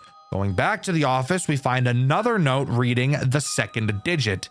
Obviously, the second digit is the number 3, as it's the second digit we found on this little scavenger hunt. Finally, going back to the exit door, we can type in the code 6373. Fun fact, by the way, you can actually just type in this code at the start of this section if you don't want to go through all the bullshit I just explained, because there's no check here to see if you have or not. But after punching in the code, the door disappears. Opening another door that it was covering leads to another room with no fucking door. Falling to our knees again, all of a sudden the door reappears for some reason, and a bunch of police officers barge in past us, and we're taken out of the building to safety. After being rescued, we're shown a cutscene where Thomas is either being interviewed by police or is in a therapy session. I can't quite tell which one is correct. He freaks out about his friends being killed and then realizes he never heard anything from Ashley. No screams, no body found, nothing. This makes him tweak like when I'm in line at the grocery store and some 40-year-old mom pulls out her own grocery bags to save the environment. You want to know what I do when I see someone using their own bags in the grocery store? When it's my turn in line, I tell the bagger, hey, all my shit, double bag it. Anyways, after this cutscene, we're thrown into the credits. But that's not where this game comes to an end. We actually get a post-credit scene like it's a Marvel movie, where Thomas is in his room. He wakes up in the middle of the night and looks out his window, only to see the silhouette of an animatronic we never saw in the pizzeria staring back at him. And finally, Fredbear and Friends reboot comes to a close. Overall, I think this game was a super enjoyable experience. Did I get overtly frustrated and almost give up while playing the survival section? Yes, but I beat it, and I'm glad I did. The story to this game is simple and nice. There's no retarded digging that we have to do to learn the simplest things like a fucking name of a character, Scott, asshole. We're instead just given a story the way it should be given. A few mysteries here and there, but nothing so overtly frustrating that it makes it not fun to figure out. The game looks gorgeous, it plays well when you understand what you're doing, and overall I would highly recommend you give it a go. Obviously, from the teaser we saw at the end of the game, a second game was clearly in the works. But with no updates for several years, and it being confirmed that at some point the game's development was put on halt, and given the fact that this game came out 7 years ago, I don't think it's very likely we'll see Chapter 2 anytime soon. But hey, only time will tell. But let me know what you think. Do you agree with me, or do you think this game was actually doo-doo ass rank? IP crossovers is something that happens quite often in different forms of media, and Five Nights at Freddy's is no exception. We've seen classics such as Five Nights at Sonic's and Five Nights at Wario's. However, I'm sure you can think of many other crossovers this massive genre has. I've recently learned about a FNAF game that has a crossover with another massive horror piece of media, and I'm very excited to share with you my experience with said game today. This game is very cool and incredibly difficult, so strap in and join me today as we dive into the world of SCP: The Endurance. When I first saw this game, I was really concerned that it was going to lean more into being a game like SCP Containment Breach instead of Five Nights at Freddy's. But luckily for me, I'm not going to have to bust through randomly generated rooms. Maybe in another video, I'll be forced to do that. But for now, yes, this game does follow the typical Five Nights at Freddy's formula. In SCP: The Endurance, we play as a Class D personnel. For those of you unfamiliar with SCP, Class D personnel are the lowest level of individuals of the SCP Foundation, consisting mostly of death row inmates. They usually live in solitary confinement cells and are often tasked with doing very dangerous things that could easily get them killed. And of course, this game has us do just that. The game opens to an infomercial designed for these Class D personnel, offering all of them the chance for some major benefits if they take part in the Endurance program, which by the way is slang for kill yourself. We've all seen situations like this before in media, and it's honestly one of my favorite story structures, so I was pretty excited when I first saw this. The task we have to complete, of course, is surviving 6 nights while watching over a section of the facility, while 8 monsters try and mush up your insides and make a nice little inside soup. We obviously don't want that to happen, so what tools do we have at our disposal to prevent such a catastrophe from happening? Well, let's start with stuff you'll always be using that isn't character specific. To your right, you have a door that can be closed. Pretty standard FNAF stuff. The longer the door is closed, the more power it will consume. In front of you, there is a hallway that you can flash, exactly like FNAF 2, except this time around, when something is in the hallway, the most ear-grating PTSD-inducing sound of all time doesn't play. Of course, there's the camera system, which does something that makes my dick hurt when I see it. That being that the camera has multiple levels for you to look at. There's nothing wrong with this mechanic, by the way, just thought I'd mention how it makes me want to shit out my own organs. And finally, you can turn off the power to both your cameras and the entire building. The reasons for doing both of these things will become important later, so for now, just don't worry about it. Actually, that's a lie. Nothing actually happens on night 1 as it's just introductory, so I actually want to take this time to talk about the fucked up shit that is this game's power supply. This game drains power so fast, it isn't even funny. This is to encourage you to shut off essential systems to save on that power, because if you don't, there is literally zero chance you will survive the later nights. Inside of the cameras, you have the ability to turn off your ventilation. This game takes place underground, so if it's off for too long, you'll just suffocate and die. But it will make your power drain slightly slower, and in a game where you'll be completing each night with single-digit power integers, that is huge. Obviously, that's also where shutting off your cameras comes into play, as that will also save some power for you. However, booting up the cameras does take about 3 seconds, and with how brutal this game gets with character speed on later nights, I promise you that 3 seconds is a lot of time to wait. However, shutting off the cameras will also be essential to actually surviving the nights in this game. Now is the time I should mention how you need to start each night, as it's not as simple as just listening to the phone call. Each night you will have to boot up the computer for the first time by using a password. This password is randomly generated each time you start up a night. So if you die on night 4, for example, when you retry night 4, the password will change yet again. Each night starts with you booting up the PC and typing in the password. I highly recommend that you Control A, Control C, and Control V the password at the start of the night as well, because if either you or something else shuts off the power to the facility and you have to turn it back on, you will have to re-enter this password. So being able to copy and paste it is obviously a big time saver.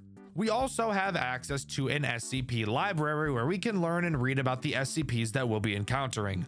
Most of these entries are mainly for lore reasons, and in all honesty, I don't have a lot of interest in diving into the behaviors of each character, as it's literally pretty much just a wiki page. So I probably won't be doing that much in this video. I'm imagining most of you who are watching my channel frequently also probably know at least a little bit about SCPs anyways.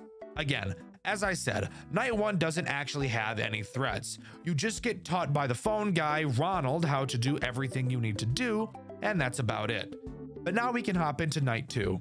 And holy shit, this game goes from 0 to 80 really fucking fast. Night 2 introduces 5 characters. That is over half the fucking roster on night 2.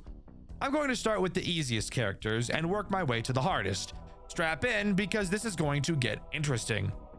By far, the easiest character to deal with in my opinion is SCP-860-2, who I will just be referring to as SCP-860. 860 is the only character that uses your door. It will appear outside of the door far away in the trees. Which, by the way, side note, I don't really know why there are trees outside of this door. We are underground, but whatever. Throughout the night, it will approach your door until it is right up next to it. When it is, all you have to do is close the door and wait to hear it run away. If this door is closed for too long, the power to the building will be shut off and you will have to completely reboot, re-entering the password to the computer and all. I believe this is the easiest character simply because of how infrequently he attacks in comparison to the other characters. You may see him 5 or 6 times a night, which is a godsend compared to some of the other assholes we'll be talking about in a bit. The next easiest character, in my opinion, is SCP-066. 066 is just a giant pile of meat with some eyeballs. 066 by itself will not actually be able to end your runs. Instead, it cosplays as Satan. It will attack from the vent on your ceiling. At random times, you may see the vent on your ceiling open up. When you see this, you will have to simply click the vent to close it, and that's all. If you leave it open for too long, 066 will drop into your office and stay there for the rest of the night. While there, it will slowly increase the AI values of all of the other characters, which, by the way, has the chance to increase their AI values over the max 20, which, yes, will still make them harder. It also has the random chance to play sounds at 140 decibels, so just like, really don't let him into your office. You may be wondering why I've chosen to call 066 more difficult than 860, despite the fact that all you have to do is mindlessly click when you hear a noise. Well, that's because 066 is probably the fastest character in the entire game. On later nights, you will have less than 2 seconds to react and close the vent. And of course, it itself doesn't kill you. The ramping AI of the other characters probably will. Of course, that's unless you're Frogger and beat the 820 mode with 066 in the office the entire night. That guy's a madman. Next, we'll talk about SCP-096, arguably one of the most popular SCPs of all time. SCP-096 has the chance to spawn literally anywhere in the entire building, whether that be on any of the cameras or even directly in your office. Wherever it happens to be, all you have to do is stop looking at it. If it's in your office, flip up and down the camera quickly. If it's in the camera, either switch cameras or pull the camera down. While yes, 096 is not a problem by itself, it's in combination with how hectic and stressful the rest of the game gets, which is the reason I think 096 is as annoying and difficult as it is. SCP-106 is the next degenerate I'd like to talk about. This is the pocket dimension asshole, by the way, if you were curious. Occasionally, you will both hear and see 106 in your office. When you do, you'll have to put on the mask. Oh yeah, you have a mask, by the way. I know I forgot to mention that. I just wanted to keep you on your toes. And I totally didn't just forget it existed until I started talking about 106. So shut up. If you don't put the mask on fast enough, it appears one of 2 things could happen. I think. Maybe it's every time, but I've seen this not happen to some people on deaths to 106 multiple times. When you become caught by 106, it has a chance to teleport you to a pocket dimension. We're in the fucking guy that we're in the guy that does fucking genjutsu, aren't we? Oh my. What the fuck? What? Yo! This is sick as fuck. Oh, he dead. Oh, he dead. Where the game is put into a 3D environment where you have to complete some parkour across some rocks to escape. If you do manage to escape, then congrats, you get to continue the night. But of course, chances are you'll have spent too long in the pocket dimension that you'll probably die upon coming back. This pocket dimension also has some interesting secrets by itself, but I'll be talking about that a bit later in the video. Sitting there doing nothing in the mask is obviously not something you're going to want to be doing while being ass pounded by 7 other characters. So that puts 106 pretty high up on the difficulty chart in my eyes.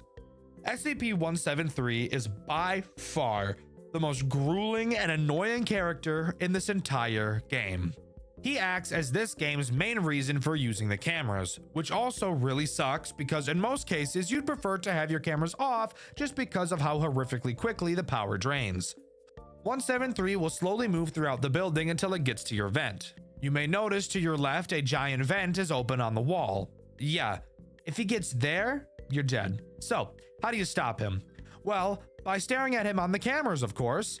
173 has this super awesome and totally not penis-tearing attribute where it will never move backwards and only forwards. So you really have to make sure you have your eyes on this thing the entire night.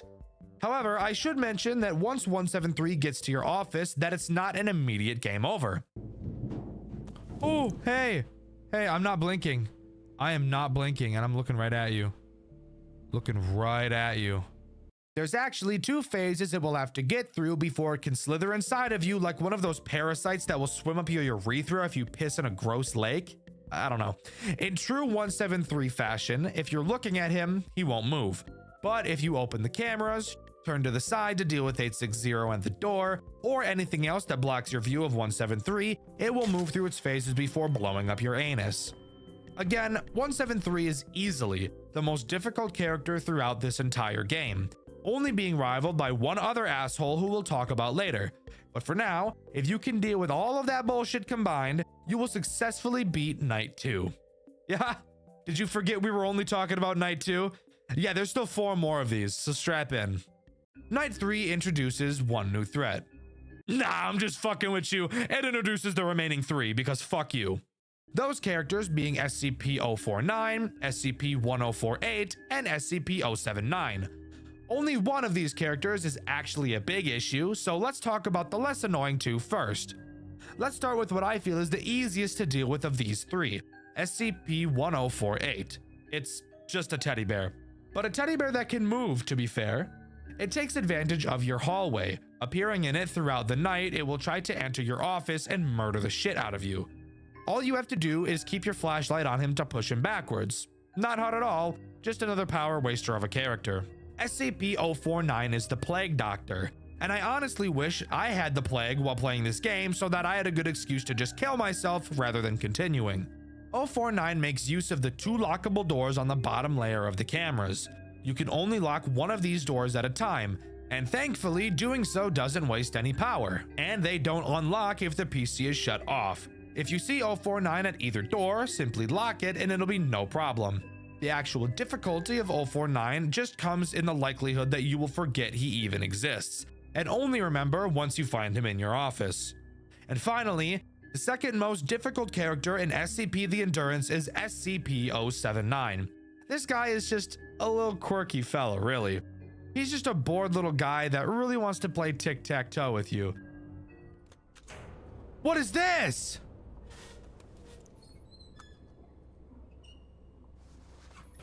What is that? Yes, I'm serious. There is a special panel to the left of your office. Throughout the night, 079 will play games of tic-tac-toe with you. Now, you may be a little inclined to completely pummel this stupid fucking computer's ass while playing this game with it. But I would actually advise against that, as if you lose too many games or win too many games against it, it'll get pissed off and start fucking with your lights and doors, which will probably end up leading to a death. So it's actually the best practice to just constantly draw against 079 every time you play. And there you have it. That is every single character in SCP the Endurance and how they work, all introduced on the 3rd night. And it's only going to continue to get more and more soul-sucking as your playthrough goes on. I'm gonna be completely honest with you guys. I couldn't complete Night 5.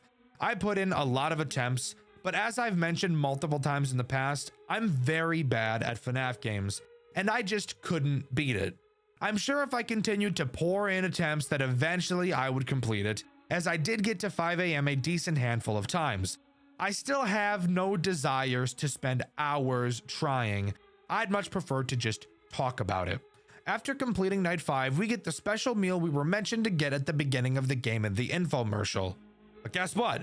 We're still depressed because we're still in solitary confinement, and I'm about to tear my hair out, except I've already torn all the hair out of my head, so you'll have to use your imagination to figure out where I'm tearing the rest of my hair from. However, we're not done talking about this game quite yet, as there still are some cool things that it has to offer. Mainly, now is the time I want to talk about SCP-106, or Larry's, Pocket Dimension, and how important it is for unlocking both Night 6 and this game's secret ending. The first step to unlocking the secret ending is finding the 3 burnt pages in Larry's Pocket Dimension. There are skeletons all around this dimension, and every time you enter, a piece of a burnt page will appear next to one of them, which, yes, means you will have to go into his Pocket Dimension multiple times to acquire them all. The platforming in this game does make me want to skin a puppy alive, but hey, it's a FNAF game, not a platformer, so I guess that means something. Oh, and you want to know the best part? The Pocket Dimensions are totally random, so you could get the Pocket Dimension to spawn the same page multiple times, which means in theory it could take hours for you to ever be able to collect all 3. And you can't do the secret ending until you get all 3 of them, even though the code on it doesn't change. So that's realistically probably the worst part of this entire game. Spoiler alert, FNAF fans aren't a super huge fan of RNG. Who would have thought? Once you get all 3 pages and escape, you will be able to put them together in your office to reveal the code PGF4B. Typing this code into the computer instead of the one on the sticky notes will unlock Night 6. Night 6 is where you can get the secret ending. Not only is Night 6 hard as fuck, but getting the secret ending only makes Night 6 even harder. Once in Night 6, you will want to once again type in the burnt note code PGF4B. After it boots, you'll want to type in the command run power manager. This will give you a special tab on your second monitor that you can use to control all of the power in the building. This is where the secret ending makes Night 6 very hard. Obviously, Night 6 by itself is already difficult, having several threats to keep track of and having to react very quickly to all of them. However, the additional tasks this secret ending requires only serves to add more confusion and stress to your plate. In this new Power Manager menu, you will be able to click through every room of every floor in the facility. It looks a lot more confusing than it really is. The only sections that matter are the rooms that contain the elevators. You'll have to go to each elevator room and turn the power to each of them on by manually typing in codes. This section heavily reminds me of some of the tasks you're required to do in Banshee, another FNAF game I've covered on this channel. You should definitely watch that video after this one if you haven't already, by the way. This is the main reason I think this secret ending is so stressful. There is already so much bullshit happening at the same time that to add in precision typing on top of that really makes for a super tense experience. And while no, I never did it myself, I applaud anyone who was actually able to pull this insane shit off. After turning on the power to each elevator floor, our character will actually speak. It worked! I can finally get the hell out of here. Which is where I learned that we play as a female throughout this game. Not that that really matters, just something I wasn't expecting. We get a final cutscene of our inmate leaving the building, avoiding all the characters she'd been going up against thus far, and escaping the facility, only to find out that she was right in the sights of an SCP worker's gun. We never get to see if the bullet hits her, but we can only hope it didn't and that she was finally able to escape. But don't click off the video yet, you little piece of shit! I see you checking how much longer there is trying to fuck up my retention. Stop it! You stop it! Naughty! Anyways, I've still got something else I want to talk about in this game that I think is really cool.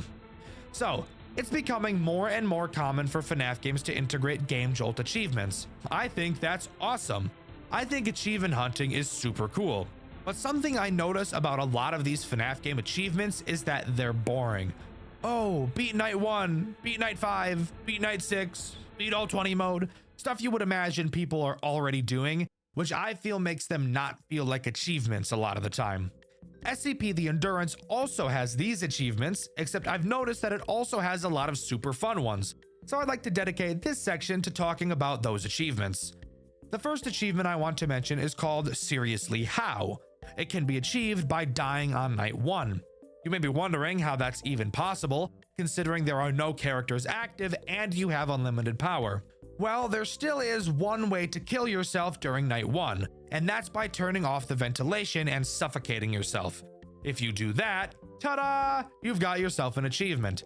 It's a goofy one, yes, but I still think it's pretty cool. The next achievement I want to mention is called Ah, There You Are. This achievement can be obtained by allowing SCP-1048 to completely enter your office.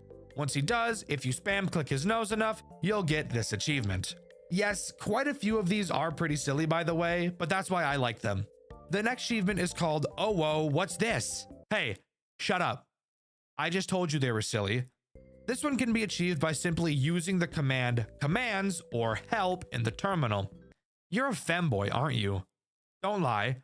I said oh whoa and I saw your little stupid ass fucking light up, freak.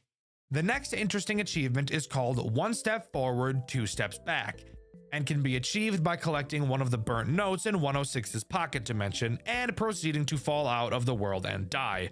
Interesting that they chose to call that an achievement, considering you didn't actually achieve anything at all. There are also 2 achievements that can be incredibly difficult to achieve. The first of which is called Catch Me If You Can. You get this achievement by surviving the night after aggroing SCP-096, which isn't necessarily too hard if you aggro him right at the end of the night, but you also have to hope that you can find him right at the end of the night. The other, much more difficult achievement is Staring Contest. This one is ass, I can't even lie to you. You have to let SCP-173 into your office for at least 1 entire hour of the night, so 1 minute, real time. This is disgusting, because you literally can't look away from him. And not looking away from him for a minute will require a good deal of luck to not get butt banged. There's also a really silly achievement called L+ ratio, wherein you complete night 3 without ever looking at the cameras, which I'm not going to lie, just sounds like complete hell. And finally, the last achievement in the game which I would actually say is worthy of getting a trophy is called My Goals Are Beyond Your Understanding, which is achieved on night 6 if you turn off every single light in the power manager, then shut off literally everything in the office that you can, leaving you completely vulnerable in literally every way possible. Doing this isn't hard. Doing this on night 6 definitely is. But as far as I'm aware, that's all SCP The Endurance has to offer. Overall, I think this game is incredibly solid. It was in development by one person for over 8 years, and I think it turned out great. Yes, it's really hard. Yes, I think the burnt notes being RNG is bullshit. And yes, I think the game giving you little to no hints for anything in the game is pretty ass. Overall, I still think this experience was a good one. I think this is probably one of the most high quality FNAF games I've seen in terms of how much dedication was poured into it, and I highly recommend you guys go and give it a try. In my Fredbear and Friends reboot video, I asked you guys what your least favorite mechanic in a FNAF game was, and my favorite answer was this one by Durgiz Nibble. They said having to reboot everything in FNAF 3 whenever you do anything, and I totally agree. I think that reboot panel is one of the most miserable things in any official FNAF game ever, and I would rather use steel wool as a toothbrush than ever have to deal with it again. The question of this video is, what is your favorite SCP and why? With the question of the video being asked, subscribe to the channel, I'd appreciate it a lot. I've been Dexter, and I'll see you guys in the next video. See ya!